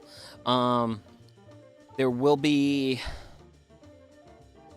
expect a kind of longish break, because I want to make sure I get like everything set up how I want. And I'm also going to take a bathroom break because, well, fluids, I consume them. You know, when you're doing hard physical labor outside, it is really important to hydrate. It is of the utmost importance to hydrate. Especially when it gets real warm. Right now is not too bad because it's shaded. So I don't have the sun beating down on me, but yeah. So, on BRB, take a chance to get a bathroom break, or even better, a snack, a yummy snack, and then we will complete our trifecta of dangerous objects with the flamethrower.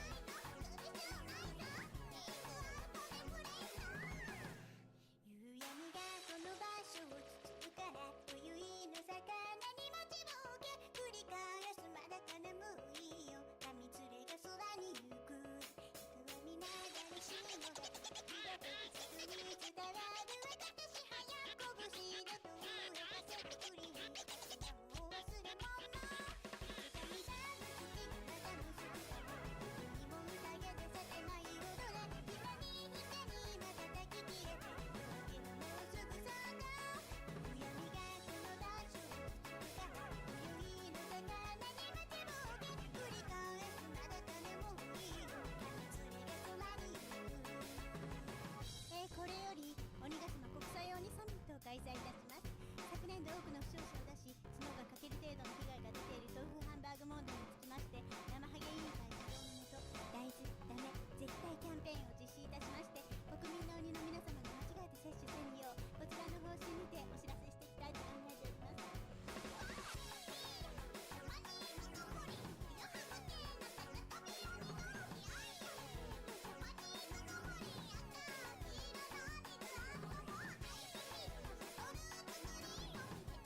Okay, I think I'm reasonably set up here. And now, it's the time that you've all been waiting for.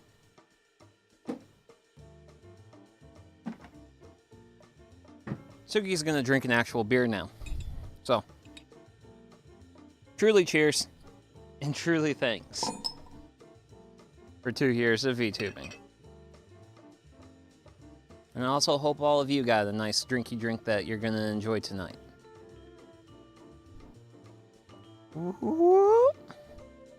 As for me, I've got some absolutely lovely homebrew Kolsch. And cheers. Oh, wow. Ooh, that's good Kolsch. It's good Kolsch, but I can definitely taste it. Definitely needs the bottle condition a little bit more. Cheers, congrats. Let's go. Thank you very much, Zerzon. It's been a fun 2 years. I would like to say, like, the first year of streaming is like, kind of like finding your voice, finding your tempo, finding how you want to do this thing. And then year 2 is like starting to run a little bit more, build up a little bit of confidence, start to be like, yeah, this is what I want to do. Well, actually start to like run with what you're doing. But I also think that's enough delay.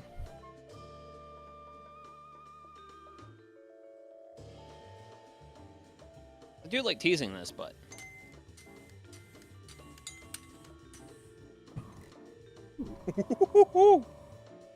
I got a little bit too close to things that I shouldn't get a little bit too close to.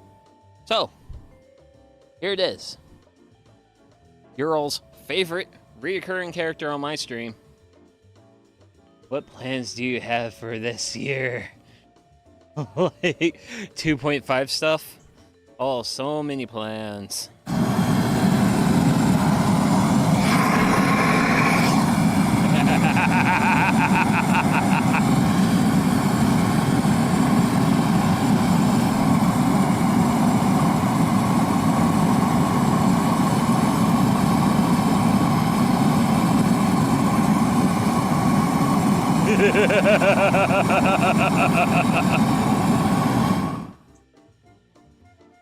Do we got campfire? We might have campfire. We will help campfire with steady flame and not aggressive. Oh dear goodness, that's way too much flame.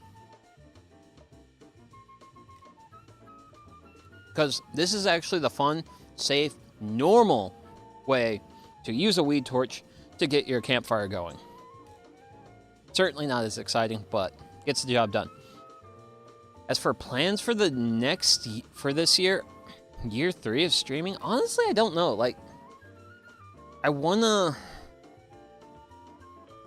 my plans is definitely going to be, I want to get better at video editing. Somehow, at least get to the point where I'm at least comfortable with one video editing program. That's one of my goals.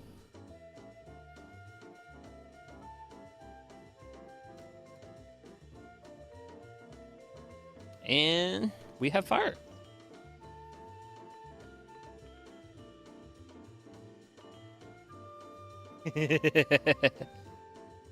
We have fire. We have beer.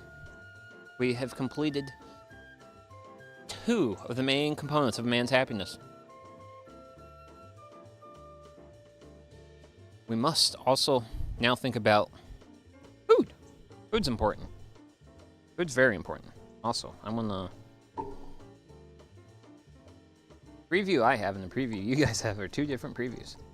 But just get a little bit further back, get a little bit more forward action. But as always, I do want to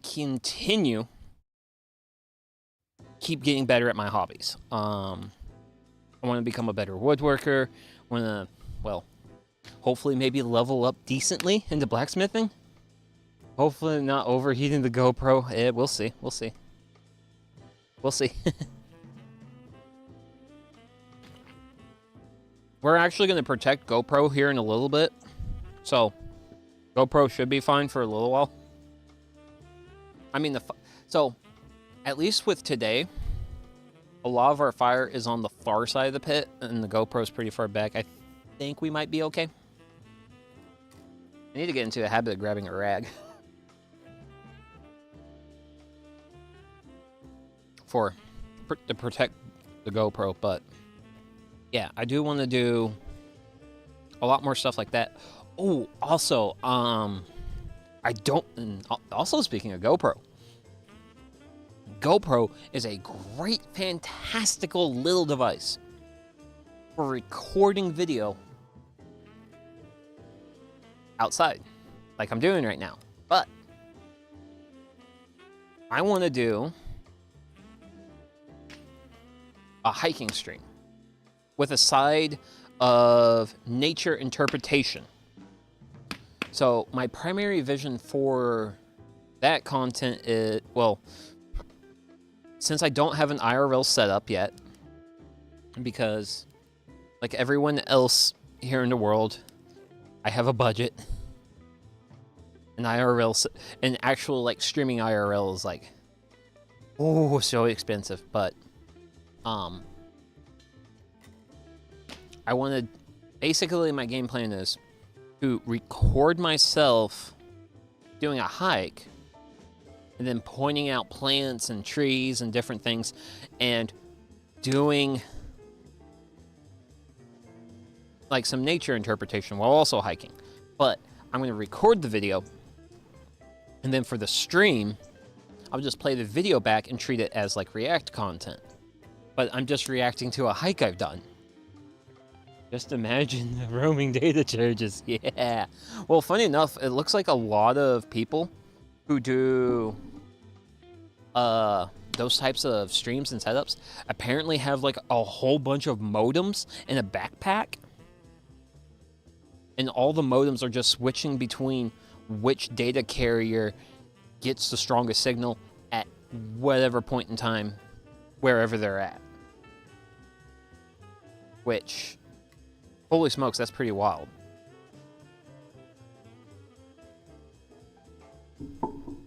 Who knows? Maybe I might get to that point someday. I don't think it's anytime soon, but who knows? Who knows? Who knows what the whole world holds? Also, I don't have a device to interact with the fire without hurting myself, and I must grab that device.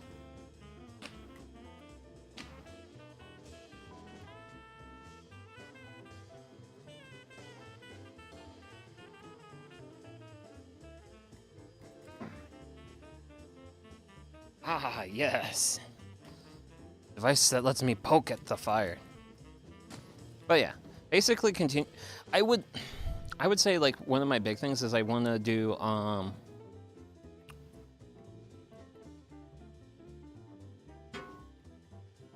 gosh, I had thought. What's thought? I had thought. Like there's just general getting better at what I already do. I'm also, so I've actually commissioned a Fugi, like art, for whenever I do a collab with someone else, so I won't have my budget, well, not even budget, just a thing I threw together to do one stream idea last year? Yeah, it was last year when I did the grape pruning stream. Because my grapevines got really out of sorts and I had to fix that. So fix that on stream, I did. They weren't too bad this year, so I didn't have to worry about it too much. So, what are things I want? Like, I do want to do Tsugi having a Fugi. Well, you know the Discord thingy that does things when you talk, that thing. Because, I mean, shucks, like, speaking of, like, looking back on the past year of streaming, like, shucks, I've technically been in, like, 2 collabs. So that's cool. Now, granted, those were also on Nando's channel. And Nando is an extreme socialite, so much more than me. And so, yeah, of course he reached out to me and was like, hey, man, let's do something. And Nando's also a very nice guy. And I like Nando a lot. I was actually lurking in his stream yesterday talking about his experience at Dokomi. Because he's from Europe, and he went to the big Europe anime convention. He's crazy. But he's crazy fun, too. Are those plants too close to the fire? No, they're container potatoes, and they've been getting dried out very easily. Now, granted, they might be a hair bit too close, but we're kind of getting to the point where we're on the low. Potatoes are starting to not. I mean, really, my peas are about dead. My peas are like 2 weeks away from being dead. But also, that's another thing. I do want to get into more gardening. Doing more gardening streams. so far we did pretty all right. Now there's probably not going to be anything more gardening coming from me until we get later into the year. I'm expecting the form that that's going to take as I'm thinking in the fall. Well, actually, August. I've got to harvest hops, so that's going to be a stream. I planted squash. They died, but the peppers are so happy. Ah, yeah. Yeah, I actually watered all my in-ground stuff, my broccoli, cabbage, tomato, peppers, radishes, some lettuce, some onions. My onions in the in-ground beds are looking really good. It's just the hard thing with doing like gardening stuff is it's hard to do a gardening thing and stretch it into a 2-hour stream. Campfire cooking, easy 2-hour stream. Gardening has been a lot harder to fit it into the form, the mold that is like actual actual garden content. Oh yeah, and also speaking of potatoes, we're gonna harvest these. Those potatoes are gonna get harvested live. And when I do it this year, that will be me harvesting potatoes live for 3 years.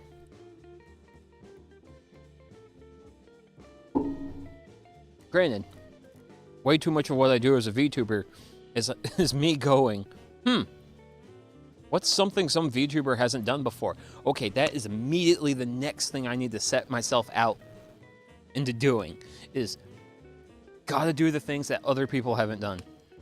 Gotta make the potatoes as clickbait as possible. Okay, Ari. I will make the most clickbaity title that I can for harvesting these potatoes, which currently I'm imagining that's gonna look something like, you guys wouldn't believe what's inside these pots, or something.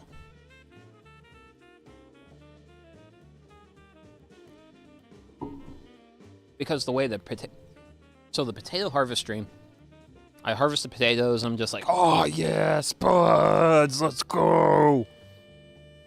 I grew this starch, yada yada yada. And then I also I make a meal with those potatoes as well. So it's both gardening and cooking, which, and if I could figure out better ways to combine those two, I think that would be. Can't say pot without Spock saying hi, mystery tubers.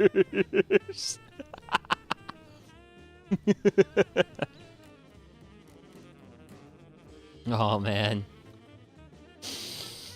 Oh gosh. But yeah, so as far as like being big ambition and stuff, good timing.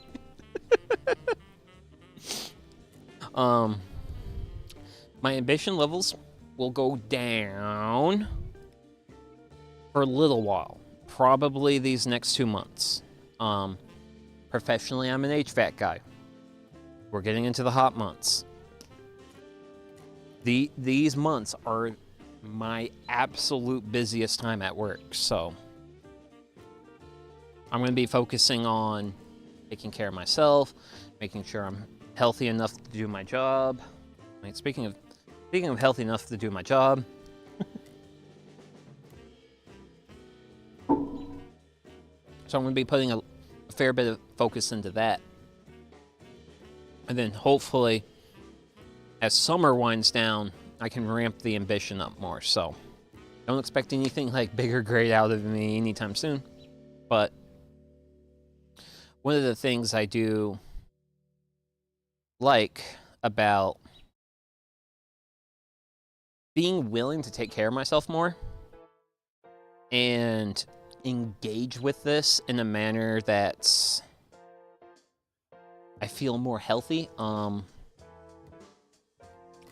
feel like it helps me not get burnt out, but also to have more fun. Like, Because I'm not like trying to push myself to make the next thing, to make the next video, make the next stream.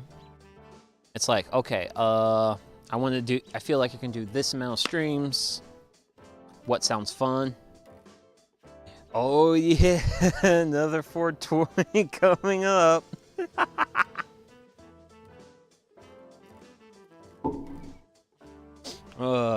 Okay. Mr. Spock is enjoying his particular sin of choice. I have my beer.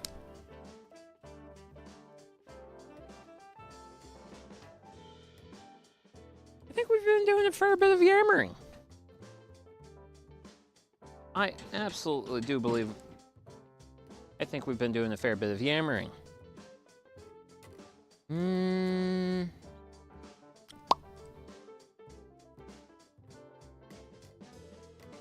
I think it's time we actually get into like the cooking portion. So, since today has been a day where we've done axe throwing, we've done chainsaw time, we've even done some flamethrower. This gives me an opportunity to make something that's very simple, but very good. Because, hey, I don't have... Wait, what? Oh, holy smokes, we actually hit the 2-hour mark. Oh, gosh. I was not expecting that. Okay, so, as for the menu for today, it's going to be a... Is it a Mediterranean? So I based it grilled cheese. So funny enough, I actually have already done grilled cheese. I've done grilled cheese and tomato soup. Those have already been on my been there, done that list. For today, we're making... Well, actually, how do I best do this bit? I'm going to be a bitch and make a sandwich. That's what I'm going to do today. But I ain't just making a sandwich. We are making the ultimate comfort food of comfort foods.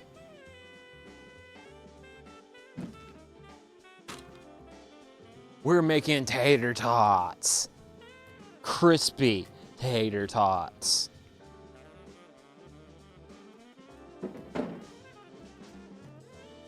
But yeah, we're making a vegetable sandwich with tater tots. There's a restaurant in Lexington, Kentucky that I like going to whenever I visit called DV8. DV8. And they're like this local, I think they're a minor chain, but they're a small local chain that actually hires felons and other people like that who need a second lease on life. And this is basically one of my favorite things to get from them. Bro, I almost bought sourdough today and put it back because the vendor had a slop on the label.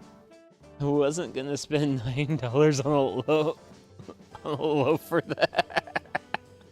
And I see Zerzon's eyeing the tater tots. As you should. Tater tots are amazing.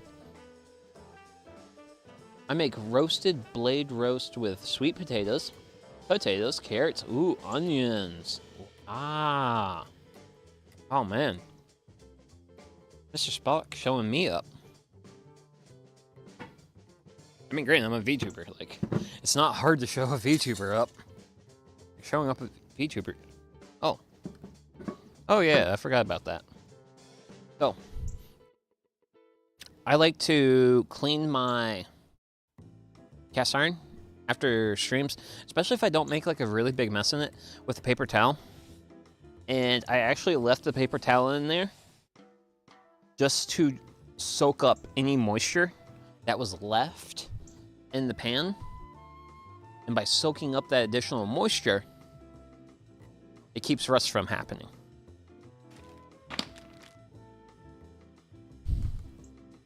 Not soap and water.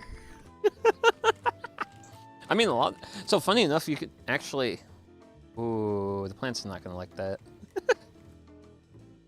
So funny enough, you can actually use soap and water on cast iron. Now, the thing is, with cast iron, you don't want to let it sit overnight. But past that, that's really all you got to worry about. Okay. Tots! That might be too many. Actually, you know what? I'm hungry. Wait, I'm a growing VTuber. I'm a growing VTuber. Yeah. Yeah, that's the excuse. That's the excuse.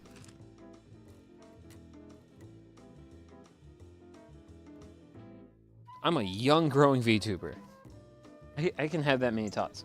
Wait, I really thought that it was illegal to use soap. No, it's not. So, funny thing about cast iron and soap, that is rooted in some degree of truth.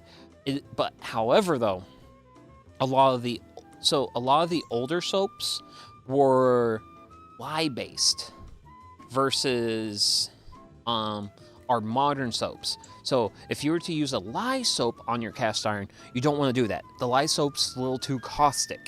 But like modern dish soap, like your basic Dawn, by all means you can use that on your cast iron. It will not really hurt the cast iron. Bro is growing another 2.5 dimensions. You'll have another day. I just want to grow in more dimensions because it will just make it easier for me to do the zany shenanigans I do. And the fun thing about tater tots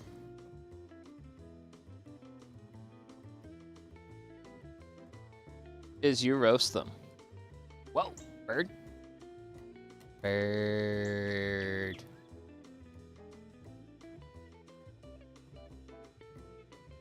Nearby bird. Okay. So that's tots roasting.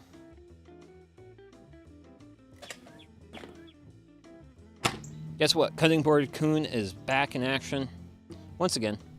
And also, with the Dutch oven there, GoPro should not overheat.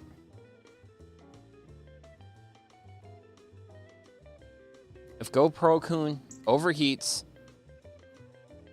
I'll force myself to drink another beer.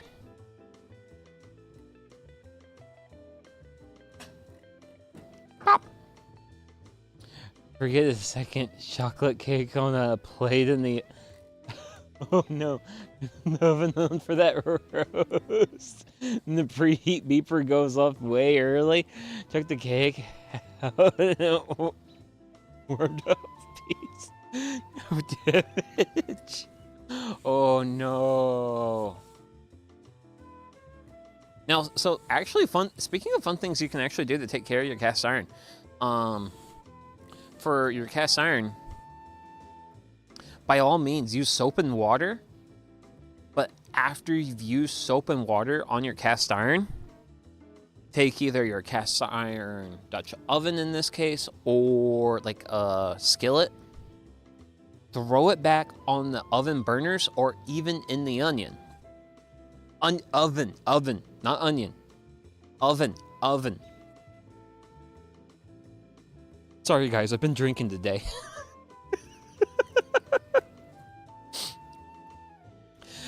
And what's this Pikmin? But take your cast iron and reheat it, and the heat will evaporate all the moisture off of it and will ensure that it does not rust. Oh yeah. Oh, I think that's my first time I've used this knife since I sharpened it, and ooh, that felt nice. Finally, my time has come for my pick to be relevant. Well, of course, I mean, actually fun. So, actually, a bit of a funny story about Pikmin and, well, me. So, back when I was younger,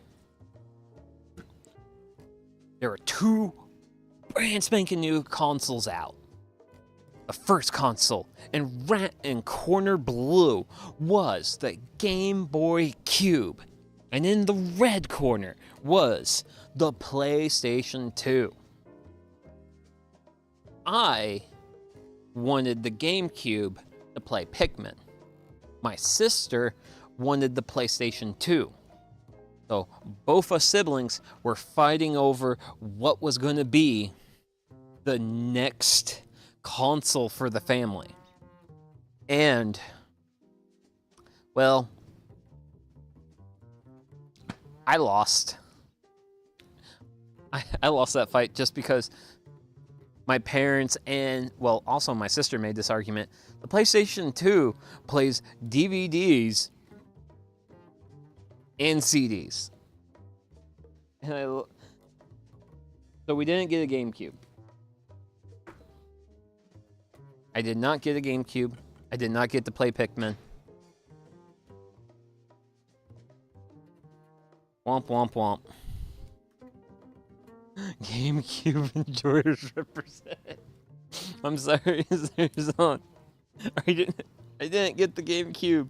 The PlayStation 2 was too powerful. I could not. Which was actually real fun because when it came to like a lot of like argument, well, not necessarily arguments like that, just like sibling rivalry moments, I usually could beat my sister because I could make really. Well, for one, I was older, so I had a little bit more of that. I had a fair bit of edge in life experience and could typically make good arguments. Like, for example, when it came time to pick out Christmas trees at Christmas. Oh, I could win the Christmas tree argument every year easily, and my sister hated me for it. She actually got angry that my parents would always pick the tree that I would pick and not pick the tree that she would pick. But I would be like, look, Mom and Dad, look at this tree. Look at its form. And also, you smell that? It has a nice, festive, holiday smell. And I would do stuff like that, and I would just win the argument every time. Never had a GameCube until I'm like 25. I was a little late. My first game console was the ConoVision with a gun. Pong in all its glory. Nice. Very nice.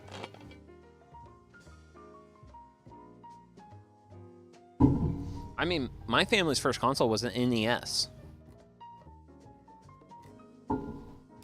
Like, my family got started on the NES. Then, one day, me and my sister came home from school, and my mom was in the living room, and she was playing a PlayStation 1, and me and my sister lost our minds.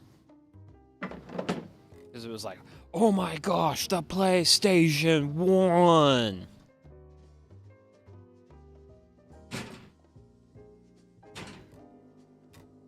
You know, things that get kids excited. Like, cool new technology. But that's the technology I grew up with. Lockboard in the Stone Age for real.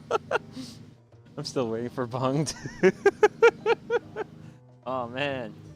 Dedication. Absolute dedication. So for these onions, since we're making a sandwich, we want to cut them thinly. Or we don't wish the onions to overpower our other flavors.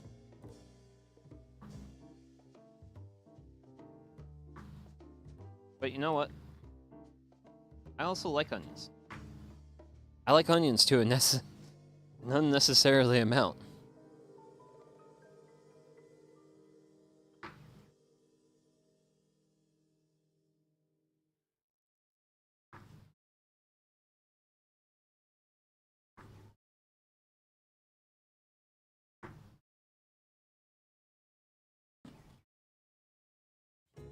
Sweet, sweet, beautiful onions. Red onions at that. Oh, two. What are they going to do? Add another pixel? Oi! Don't make my back hurt like that. Oh, anyone ever made pickled red onions? I haven't made pickled red onions, but I've got a book on Japanese pickling and fermenting. We're gonna be doing some stuff out of that book.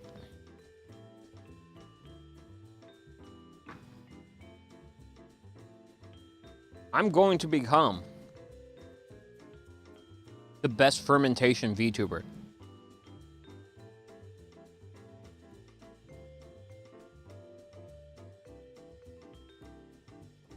For I'm a man with ambition. Ow! Ow, ow, ow. Yay, not ow anymore.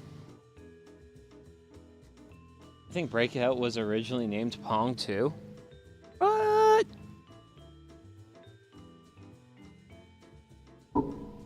Like, here's the thing. I've already got campfire cooking, pretty locked down. Not a lot of competition in the VTubing campfire cooking space. So, with this lockdown, I must expand to other horizons.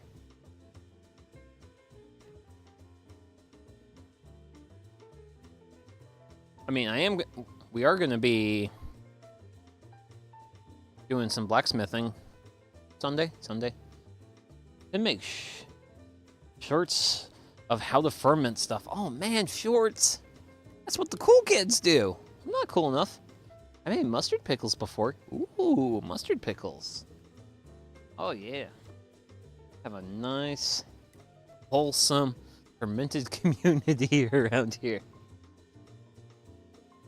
Seasoned with salt, umami, and the experience of age.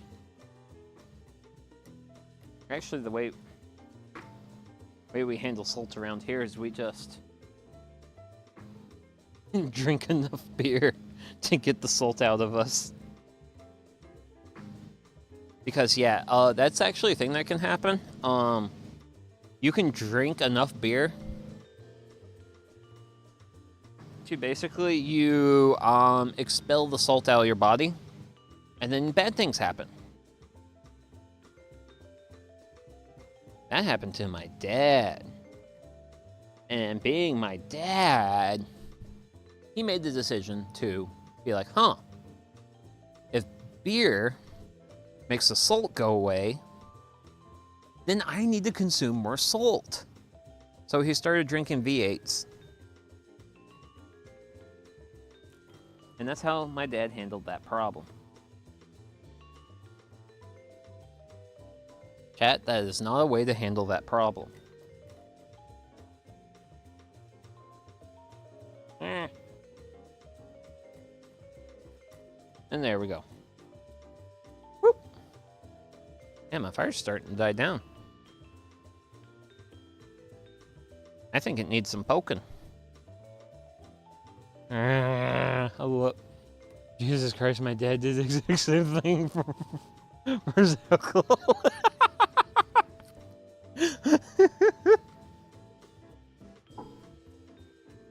Oh, man. Well, Ari, I'm sure our dads would have been friends.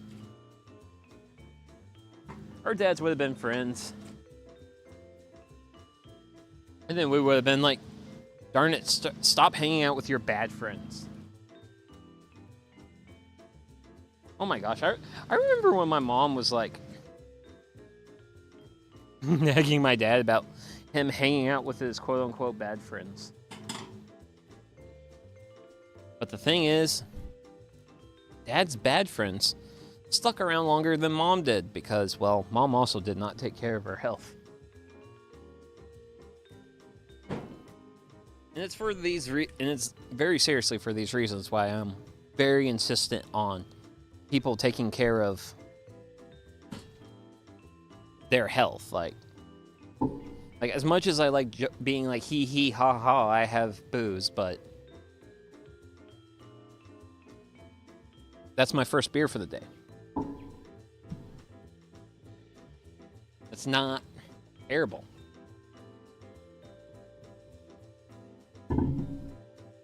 Like, I didn't drink any alcohol yesterday.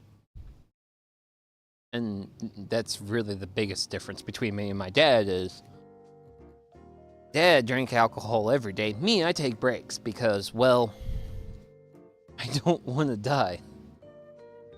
Hey, bud, congrats on the anniversary. Oh, thank you, ain't it? Also, thanks for stopping by. I hope you're having a good week. My week's actually been pretty good.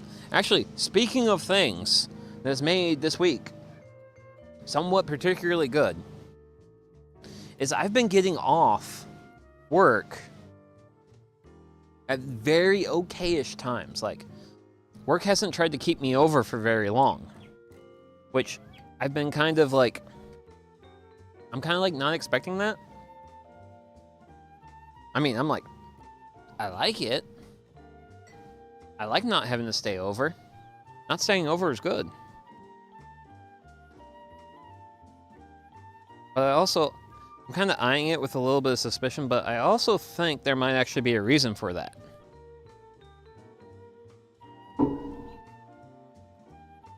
It's been decent enough, nothing particularly miserable, but we've still got a couple of days. Yeah.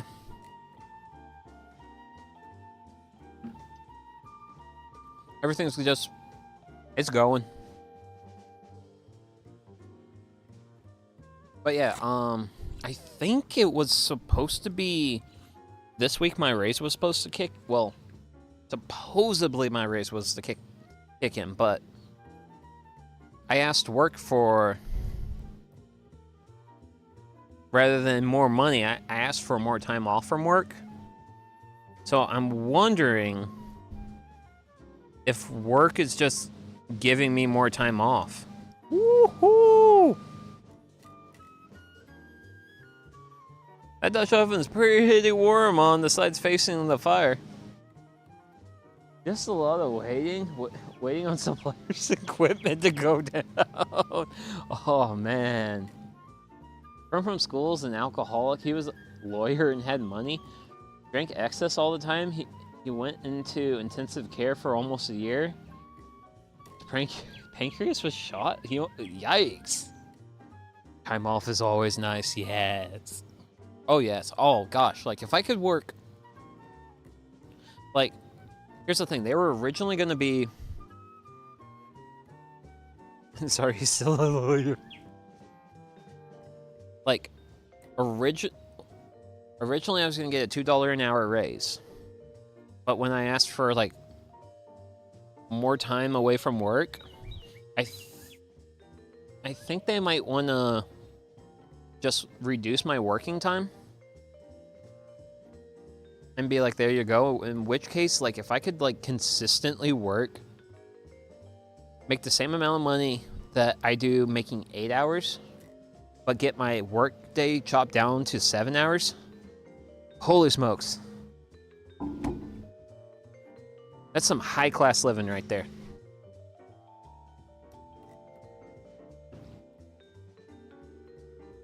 And I want to turn that. I still wish to turn.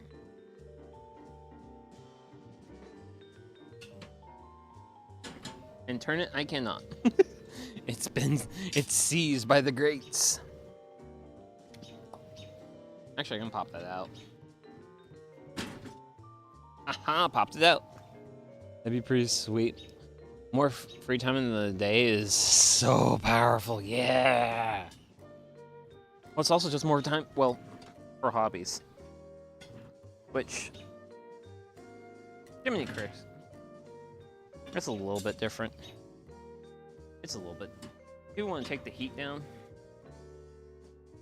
So, we'll move. So I moved all the currently burning logs a bit further away. But yeah, I kind of hope that's kind of what comes out of all of this is I get shorter work days, which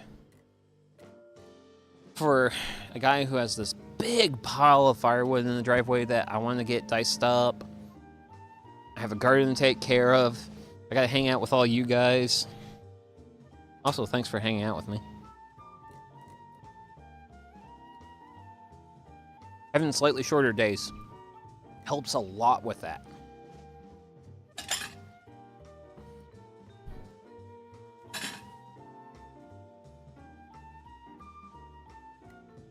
And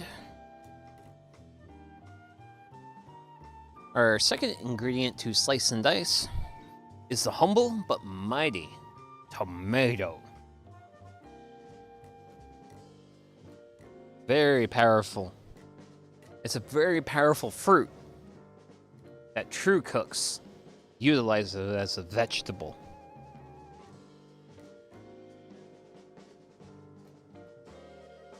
Oh, that is what we are talking about. I have returned with mediocre frozen pizza. Ari, let me let you know from my personal experience, frozen pizza is always there for you. Frozen pizza sitting in your freezer will never let you down. If it is 3 a.m. and you're just absolutely hungry and you don't have, and you're not even in the mood to make the simplest thing imaginable, frozen pizza is there. Also, please tell me you put some garlic powder on it. Because frozen pizza does get a lot better with add-ons. Because I've actually been able to throw some fresh basil from my raised garden planter onto my frozen pizzas.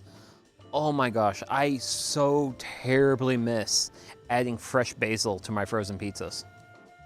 Frozen Pizza is a supporting cast member that will save you in your darkest hour. Zerzon, you're so right. You've got it. They make some pretty good frozen pizza these days. And ain't it? You've got it. Ooh, I have fresh basil. Good goal. Yeah, fresh basil. Like here's the thing. Like, frozen pizza may not be great with its base stats, but the equipment you can throw onto that character to take them to the next level. And I can't believe I'm talking this video gamey right now.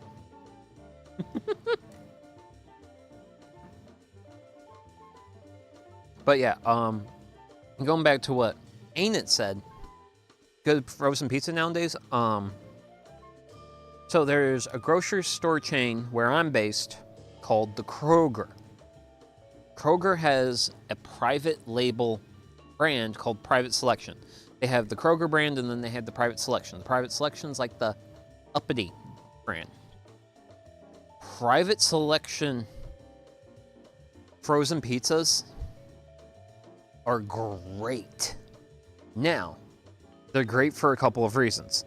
Reason number one, most of them are made in Germany, which is a really strange place to think of making like good frozen pizza, but hey, they make good frozen pizza in Germany.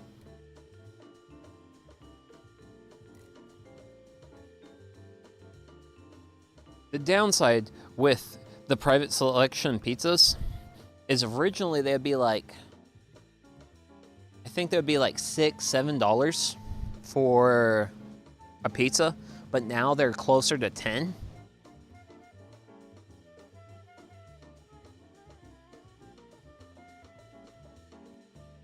And the thing about a $10 frozen pizza, it's still cheaper than delivery. Let's do a nice angled cut. Oh ho! Look at that thin tomato action. But yeah, I am absolutely shrinkflation. Well, no, price went. No, this is inflation, Mr. Spock. This is very much inflation.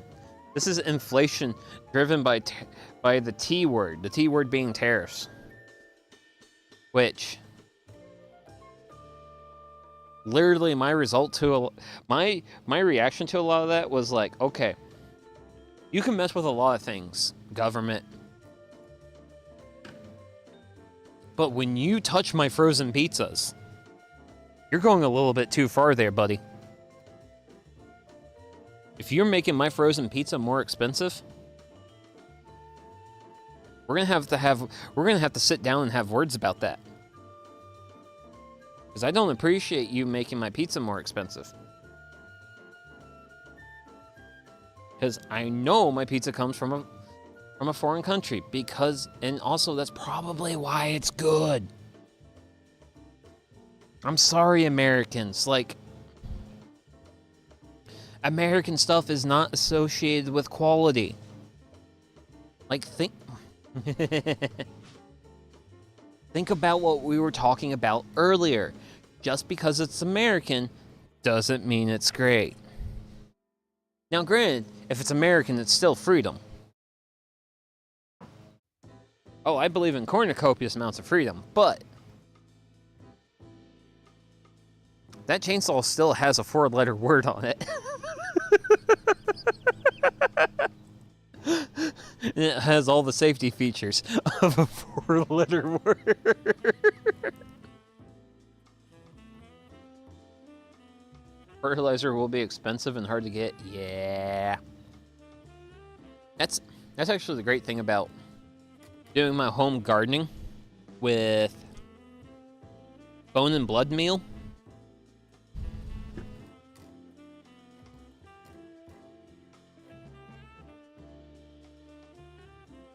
As long as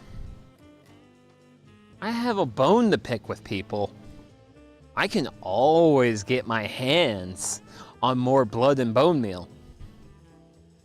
Also, by the way, this so this jawbone, I just found it on my front steps to my house. I don't even know what this came from. But it looked neat, and I was like, wait, bone? Bone to pick with? Oh man, this is a pun. Bro buying stuff from other countries by goddamn. That would be more cussing word. Oh man, touching the weeb stuff. Oh man, that would. That's how you make weebs angry. Personally, I've been getting this Motor City deep dish frozen pizza lately. It's really good and isn't soggy and nasty like regular deep dish. Usually $12, but it's pretty dense. Yeah. Wait, I think that's Detroit. No. I know of the Motor City brand because Costco carries Motor City. I know Costco carries it. Once the strait is open, it will only take 2 years for things to stabilize, so the experts say. Yeah, it's gonna be, well, it's just a mess.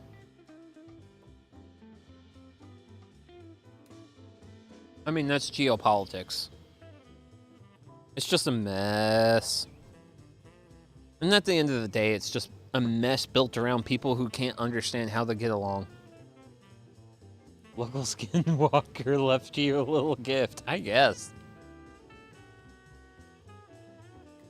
Honestly, I wouldn't be surprised if some cat killed something. Granted, this looks like a reasonably good sized something. Like that looks like a possum or raccoon. We're gonna have to wait at least a month for the strait to open. It's June.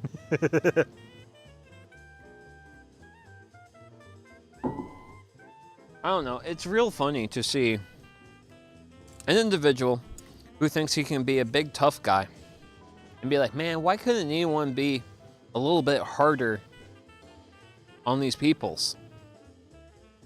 And then he discovers what happens.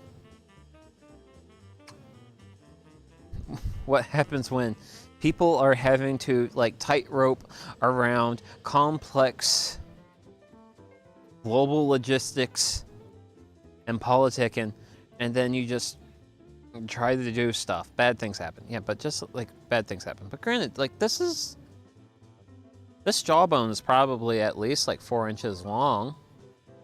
I guess a reasonably big thing. Really worn back molars though. Granted, I do like the fact that most of the teeth are missing. Bleh. I'm also surprised no animal got into this. Because, fun fact, animals will, like, just chew. If I was president, everyone would have an OSHA legally mandated waifus. Aw, man. Legally mandated waifus? Only watch male VTubers.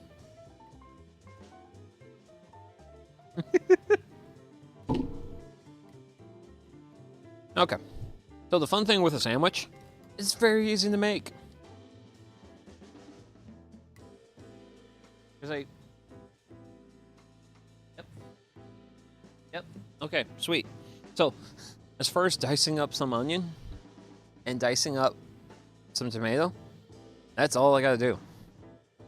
Now, granted, you guys wouldn't want me to be president, because if I was president,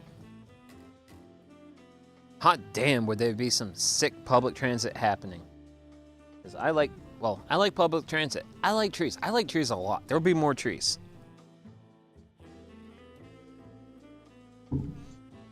Male VTubers are also waifus. Waifus can be gender inclusive.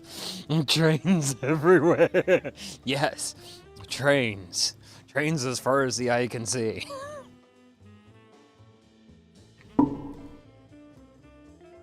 It works out so it would be easy. No more air travel. Oh, air travel will still be an option. But air travel now has a competitor. Air travel is no longer like the base option.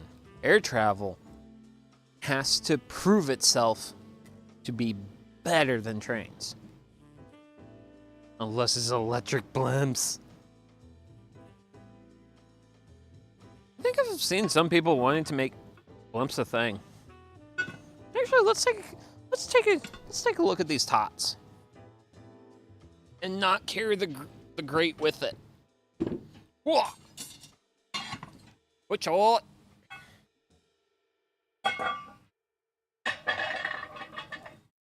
Toasty tots. Toasty tots. Ooh, yeah, that's actually pretty nice.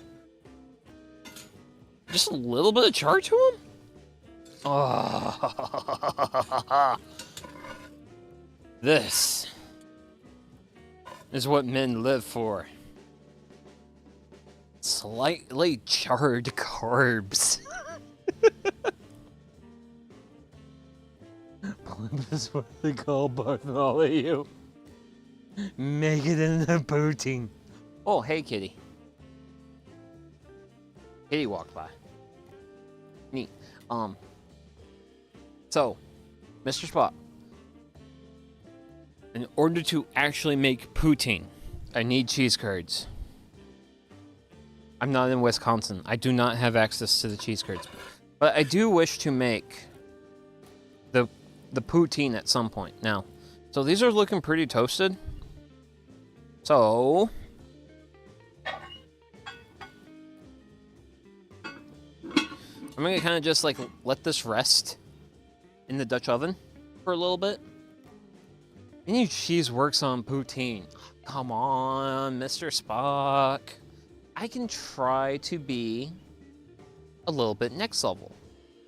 I can go for actual genuine cheese curds. You know? Except blue cheese. You know what? Fair. Because blue cheese is definitely a strain. I need to try. I need to actually sit down and try some blue cheese. I have not tried the blue cheese. Oh man, look at that fire. It's being a good fire. Man, I like how my neighbor turned the mower off and then turned it back on again. But hey, you know what? We at least this year did not have to deal with a fire truck. I like it on crackers and smoked mussels. See, yeah, blue cheese is like a... I think blue cheese is like a very, like, deep, savory. My hand cannot touch... Wait, actually, wait. Powerful divisive technology. Ooh, yeah, it's a little spicy for hand touching. I can't hand touch that. Ooh, and the bottom's even warmer. So yeah, this is kind of why I have taken the potatoes off the... Oh. The number went away. But yeah. Oh yeah, it's a Dutch oven. I was sitting on the, like the fire's warm, man. Let's see here. Let's take a look at the side of the fire pit. So the side of the fire pit, right where the ashes are, 400. Let's try this other area. There's a lot more heat here. And that metal is currently approaching 600. So, yes, fire very hot. But that's also how fire cook food good.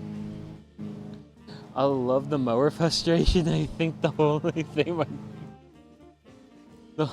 my next door neighbors cares to do is mow his yard. Oh, honestly, so the neighbors that are currently mowing their yard, I have no complaints with them. Like, they are perfectly reasonable neighbors. It's just, they mow their yard every once in a while. Now, the neighbors across the street from them, yeah, piano wire exists for a reason.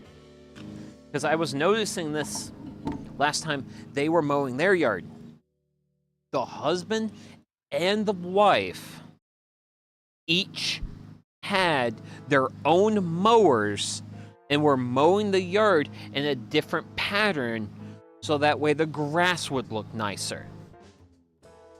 The person who is mowing their yard right now, they're just trying to take care of my... They're just trying to take care of their yard. You know, they're just trying to be... They're trying to be a better neighbor than I am. But I am more pro-nature than people, so... I mean, hey, I can take this point... I can imagine myself taking the pointy stick of this, getting it nice, warm, and hot, and then being like, hey, you're a human being. You definitely deserve some suffering.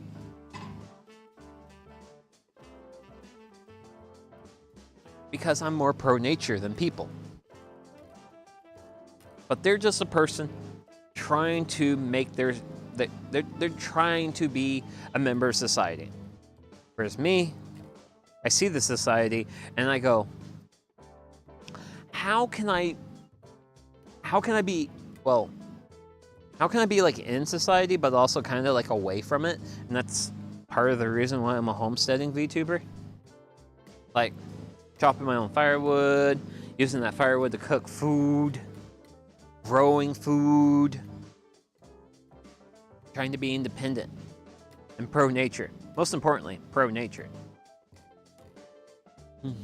Dude, same. Two of my neighbors are obsessed with their lawns. I single-handedly try to lower property values by not mowing every week. Yes, one of my own kind. Oh man, so funny thing with local ordinances where I'm at, as long as I maintain a 5-foot mowed boundary around my property line, and I have a sign in my front yard stating that my yard is wildlife habitat, especially certified wildlife habitat, I can do whatever I want. It's amazing. It's great. I love it.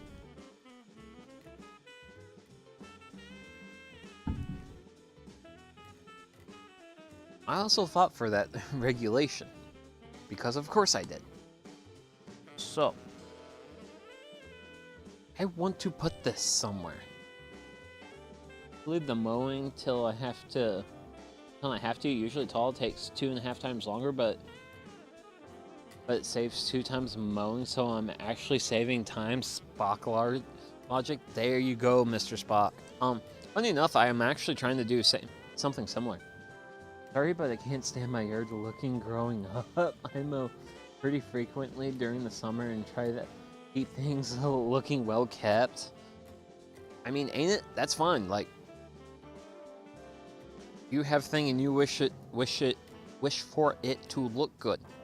Pretty sure that's very similar to the logic I'm saying now. As for me, I am pro nature to the point where, yeah, I am actually pro nature to the point where sometimes human suffering can be a good thing. I just take a weed whacker for taller stuff.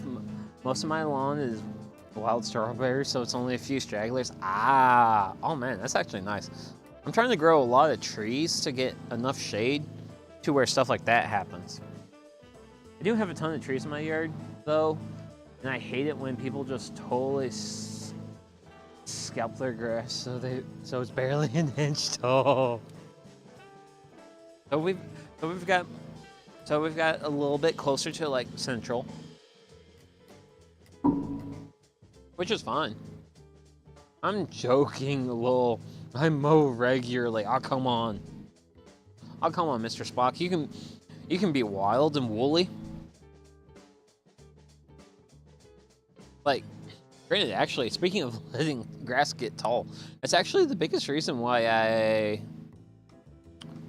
got a scythe. Because so most of my mowing I've done with a reel mower. Granted, there are times I would have to mow my yard with a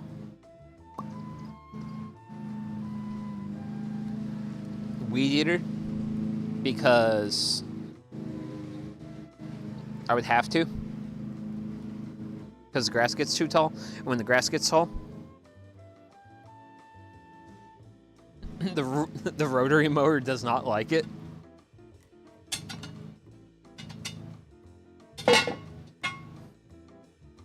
However, though, with the scythe, I can now mow my yard, but quietly. And you know what happens when Sugi can mow his yard quietly? Rest of the neighborhood gets to discover the sweet, sweet joys of anime music.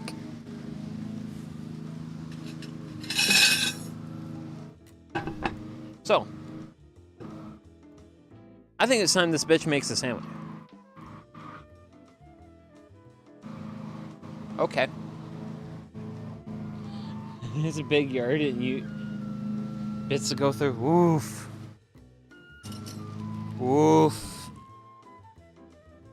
Oh, the smokes. Wait a second. What sort of strange technology is this? Holy smokes, guys. Look at this technology. It's not a bread twist.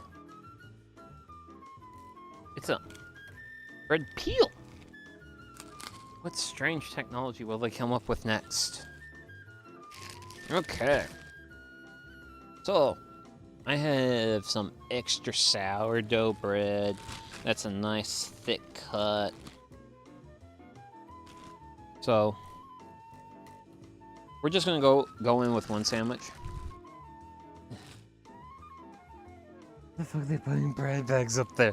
I don't know what we're trying to put on bread bugs. Extra sour. I need a riding mower. Haha. Funny enough, I actually sold my dad's after he passed. Partly because his riding mower took up so much room in my shop. And I was like, man, if the riding mower goes away, I can add tools to my shop. And Sugi is very much a tool additive type of guy. I'm not a tool subtractor. I'm a tool adder. But yeah, we got some pesto.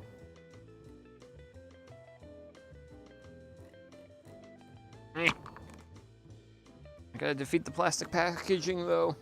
Oh gosh. The sides of this are just... This is like those plastic Tupperware things that you just flex a bit and they just move. Oh my. Okay. So this is actually some pretty solid pesto. I'm excited. I like my tools, but I also like my... Oh, because that zero turn lets me mow the whole yard in like 15 minutes. See, that's well, here's the thing. You're Cub Cadet. That's a tool. It's classification. It's tool. It's tool for mowing yard. But guess what? I got a scythe. And the fun thing is, the scythe is more intimidating.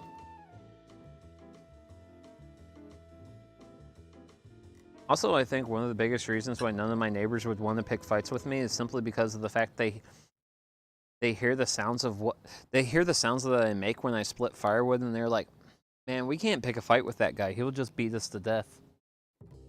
Like he beats the wood to death. Okay, we got some pesto done. Now, the sandwiches, so we got some pesto here. Now, we're gonna want a really good foundation for this guy. And for that foundation, we're gonna build it on some baby spinach. Because, hell yeah, spinach. Because I don't know about you guys, but I watched Popeye as a kid. And Popeye really sold me on spinach. Spinach is a good. My neighbors don't mess with me because I play weird music. That might also be a reason why my neighbors don't mess with me. They hear me playing like Katsu and Toho Project music and they're just like, we don't want to deal with this. So, go with the reasonable, but just call it healthy amount of spinach.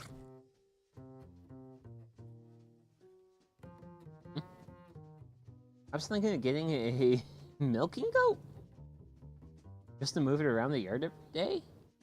Wouldn't have to mow anymore. Ah, dude, I love Popeye to this day. I still love spinach. Yes. Oh man, people growing up on the stuff I grew up. Yeah. I mean, granted, if you guys really want to impress me with like stuff you like and grew up on, like,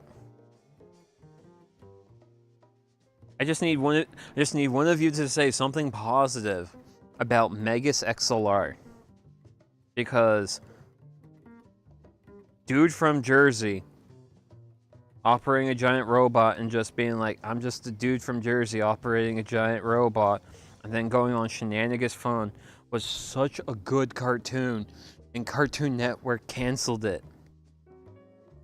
Made young me very sad. Always get cans of spinach with Popeye on it if I need a quick vegetable. Aw, yeah. Oh, oh, oh. Now this is actually the hard part of building a sandwich, is keeping. Sounds like it was 290s for me. No, Megas was a it was an aughts show. During the aughts. But it's definitely not. I mean, honestly, if you wanted like 90s, well, actually, if you wanted 90s Hanna-Barbera, like mech stuff, there was SWAT Cats. SWAT Cats was a really big show back in those days. And I honestly think SWAT Cats is one of the reasons why we have so many furries nowadays.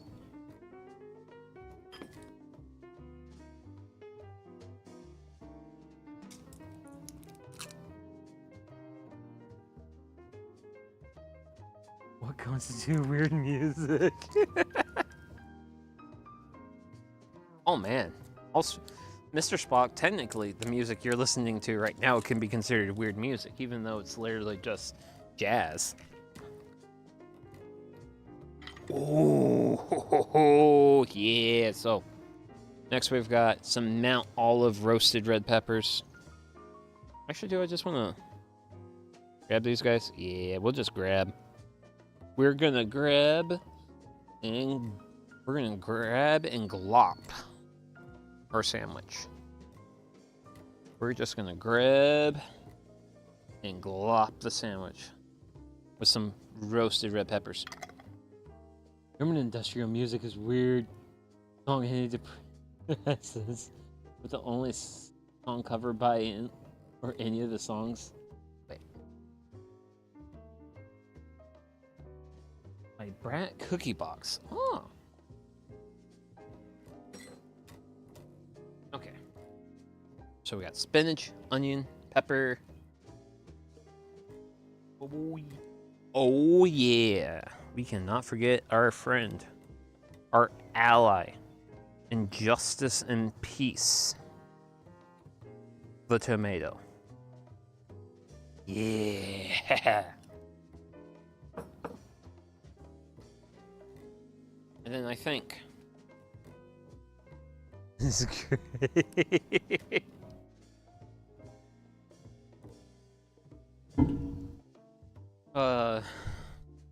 Always nice seeing people like find stuff they have in common.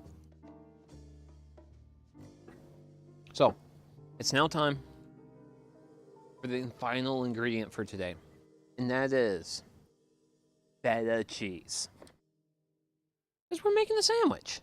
Gotta have some cheese on it. And I really like feta cheese because it's like nice and crumbly. Get a nice fine crumble out of it. Where can I open you? There's no handy pull tab.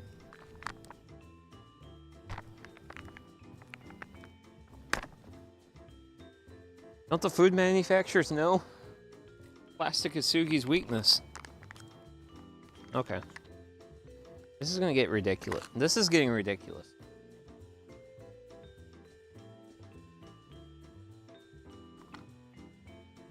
So, knife. I'm gonna kind of score a little bit of this. So I just get like a little bit of a lip here. That's gonna give me some control. Sprinkling this onto my sandwich.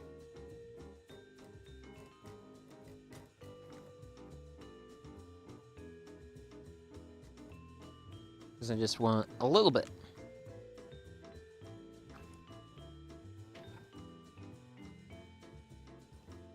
And I'll just tuck those little bits there. This will get folded on to all that to make a very big, very roasted vegetable sandwich.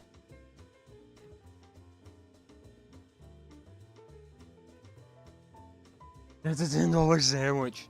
Thank you, Mr. Spock. Mr. Spock, I throw this firewood for you. I threw that for you. Wait. That might still be hot. Ah.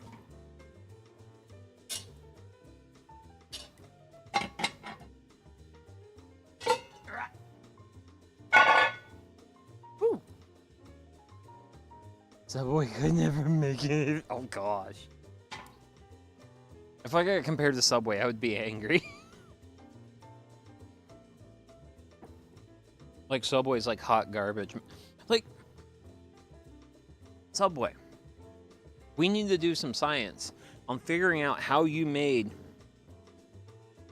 bread taste this bad.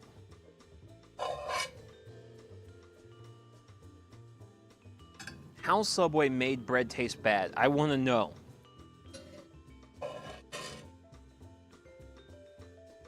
Because I actually used to like Subway. At one point in time, Subway was alright.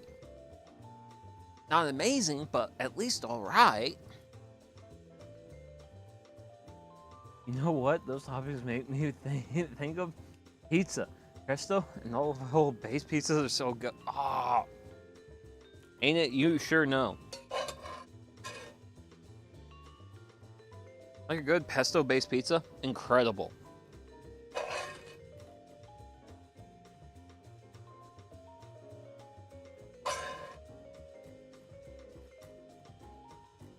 One more. There we go. So, before we finish things off, we gotta do some pepper. We gotta do some pepper. Sweet, sweet, glorious pepper. Because we can't have unflavored tots, man. Last time I went to Subway, footlong cost me 15 with tax. Oh god. That was a high-end sub though. My man Sugi, happy birthday. Cram to toss. Thank you for stopping by. Thank you very much. And thank you for the happy anniversary. It's been a good 2 years and I'm looking forward to... I mean, at least... I feel like I can comfortably say I can look forward to doing 2 more years of this. I haven't had a Subway in years, lol. Use something somewhat often. Just haven't for a long time. Love their chicken bacon chipotle sandwich though. See, I was like a big fan of their pizza sub. I really liked their pizza sub for a long time. High-end and Subway cannot be in the same sentence. Ari speaks for the people. She speaks for the people. And tots need melted cheese on them. Let's go. That food looks insane. Thank you. Thank you. This is like something I like.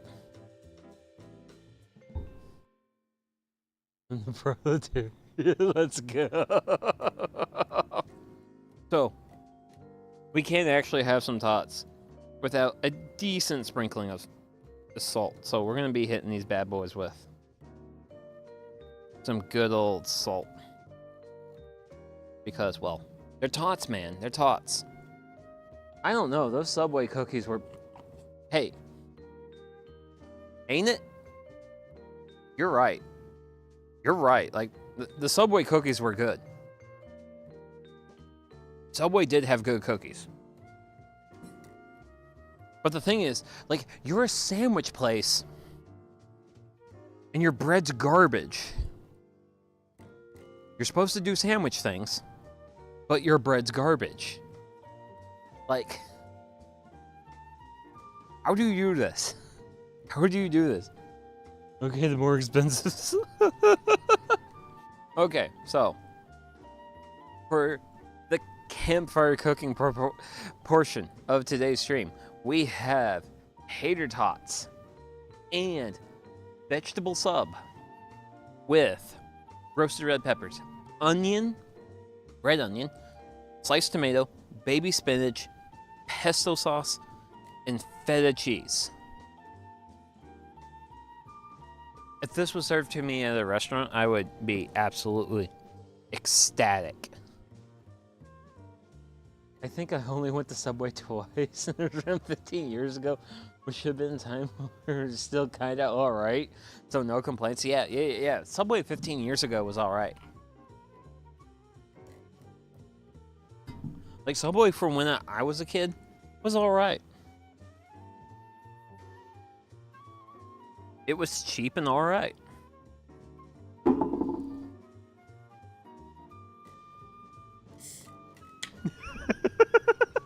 This is $20 sandwich at Panera.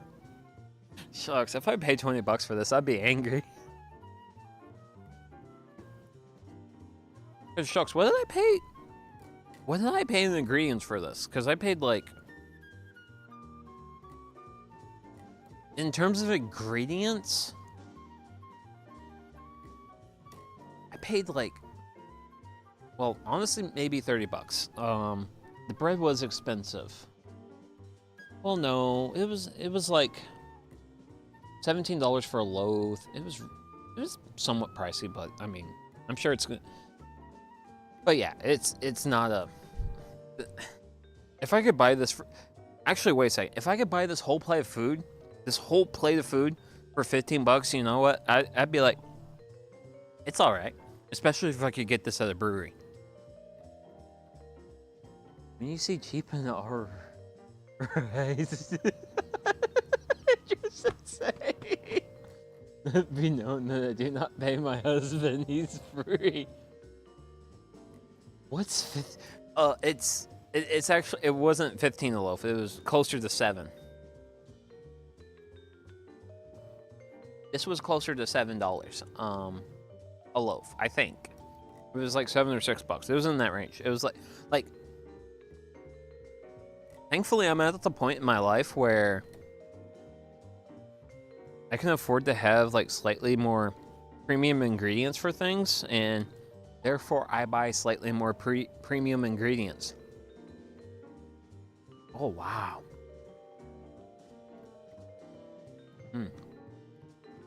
Oh my gosh. The tots. 15 for Sugi food? Hell yeah, count me in. Oh, $7 is okay. Yeah. Oh god. I'm gonna not acknowledge the number followed by the other number, because those two numbers should not be combined. But yeah. I'd make this and sell it for $15. Oh man, that would be fun. That would be fun. Like, VTuber goes to place and cooks food for people. I would do that. That would be fun. Wait a second.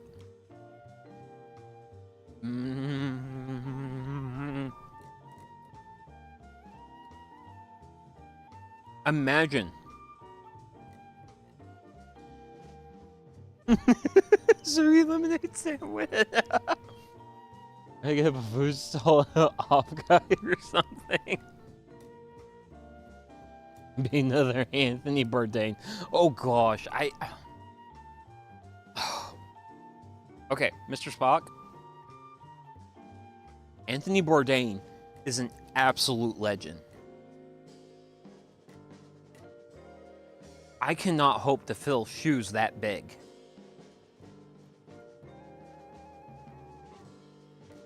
Con experiences for sure. Oh, what? So, my big thought was, I'm sure a lot of you here are familiar with hibachi style cooking. Imagine hibachi style cooking, but there's like the cooking surface, but there's a screen above the cooking surface.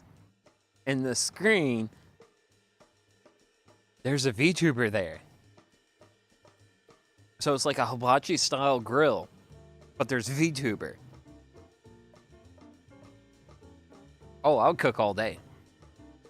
I would cook all day.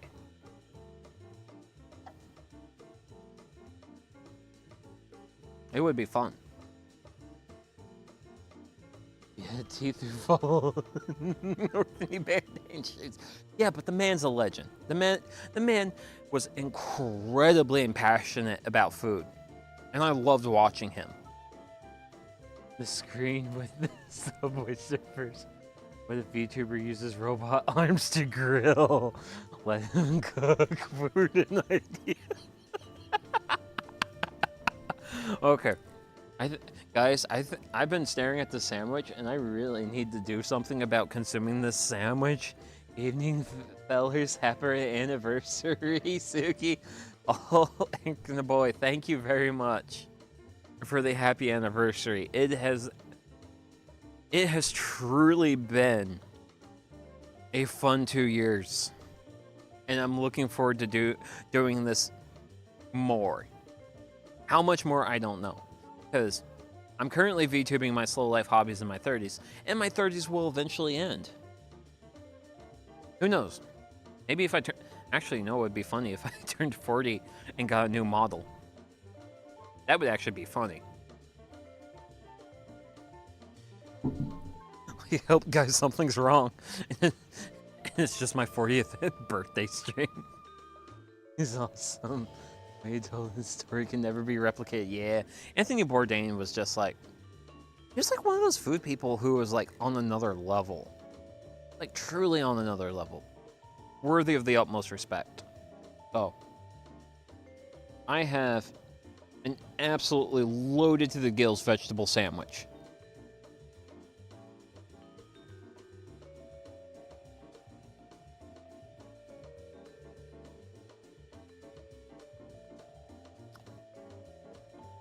Oh, God. That pesto hit, man. I felt things with that pesto. Oh, gosh. There's just something truly incredible about throwing a whole bunch of vegetables in between bread with a bit of cheese and consuming it. Like, it's just so good. Also, hey, you, red onion. Yes, you who fell. You're incredible in food. I don't think he's committed. Sugi with the wrinkles. Taco with the wrinkles. In my 40s? No. No. There'll be other signs of aging. Trust me, there'll be other signs of aging.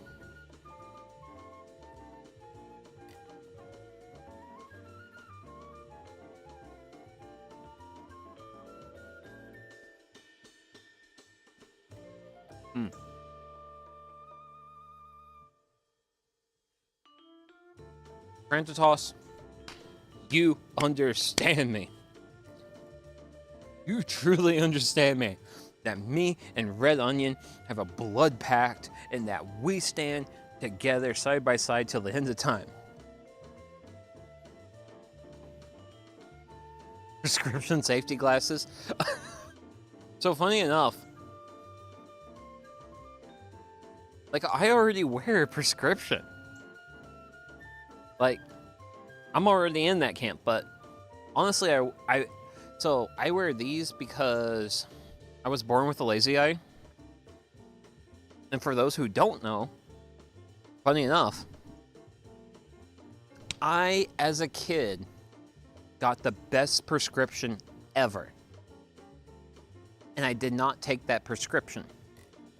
And what my prescription was, I got to wear an eye patch. I was prescribed by a doctor to wear an eye patch. And I did not like wearing the eye patch. Simply because if I lose one of my eyes, I now start running into things.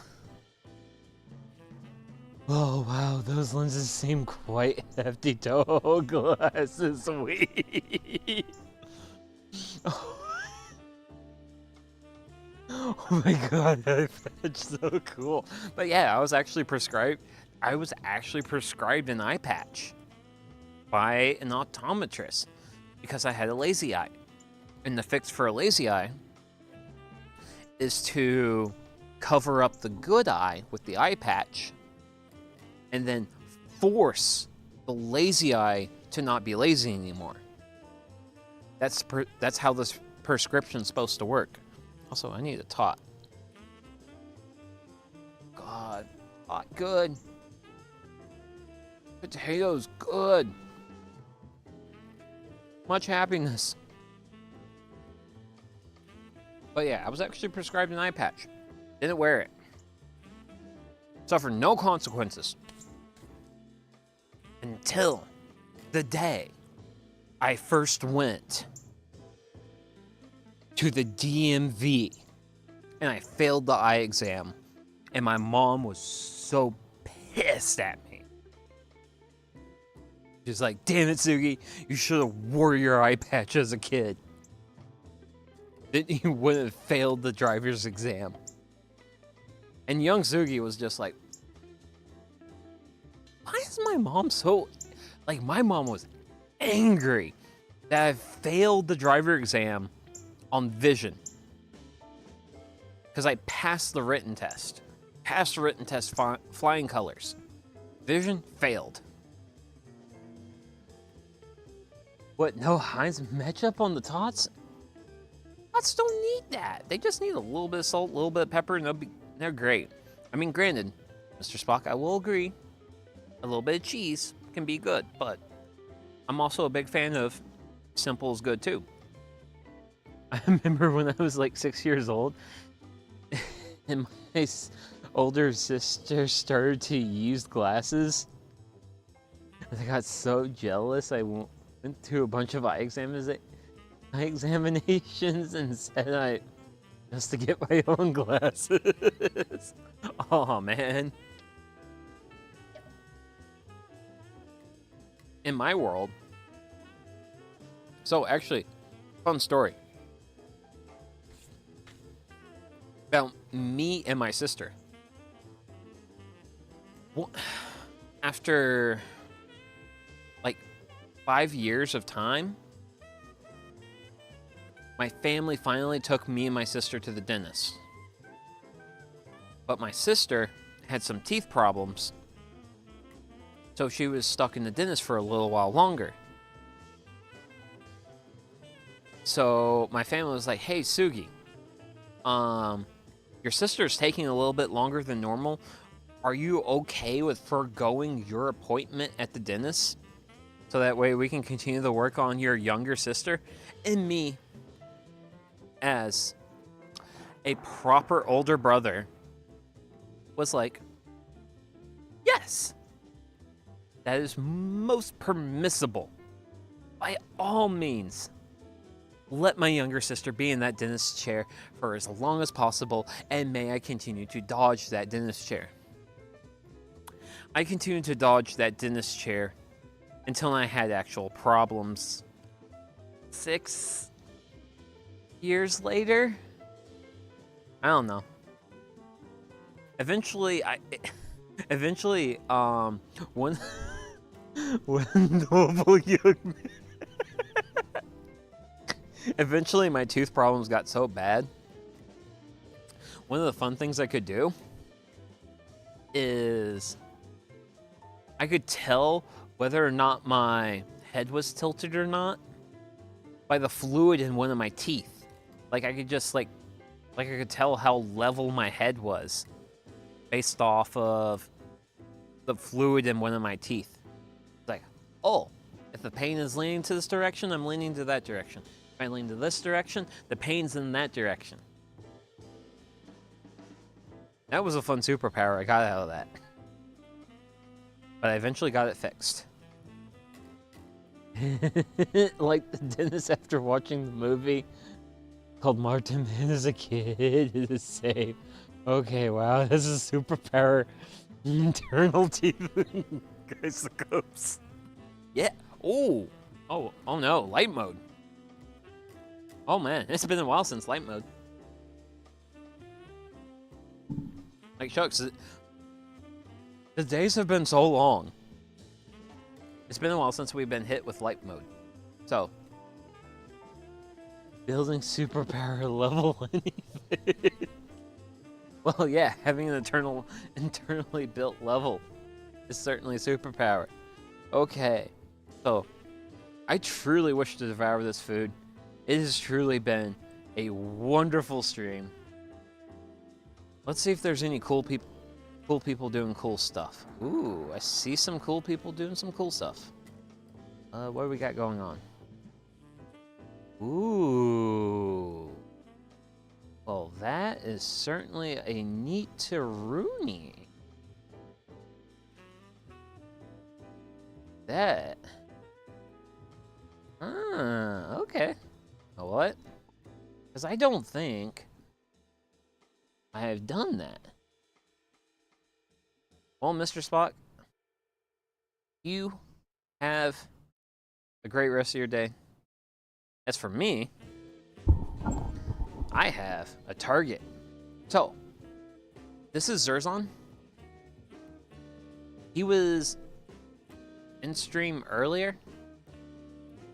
And yeah. Oh, that's why my tracking's losing.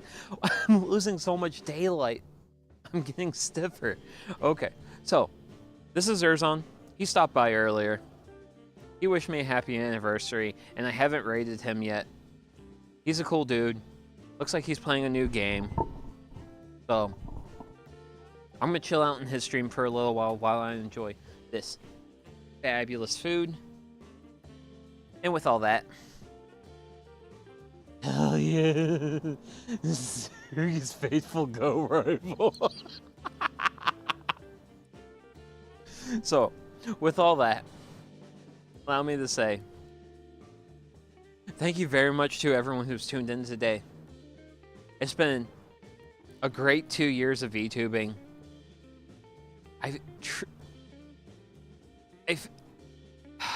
I'm too lawful neutral to say I wanted to commit to doing two more years, but like seriously, as fun as this has been, I have no plans on pumping the brakes on this. So thank you very much for putting up with my antics, my shenanigans, and yeah, I'll see you guys all on Sunday morning.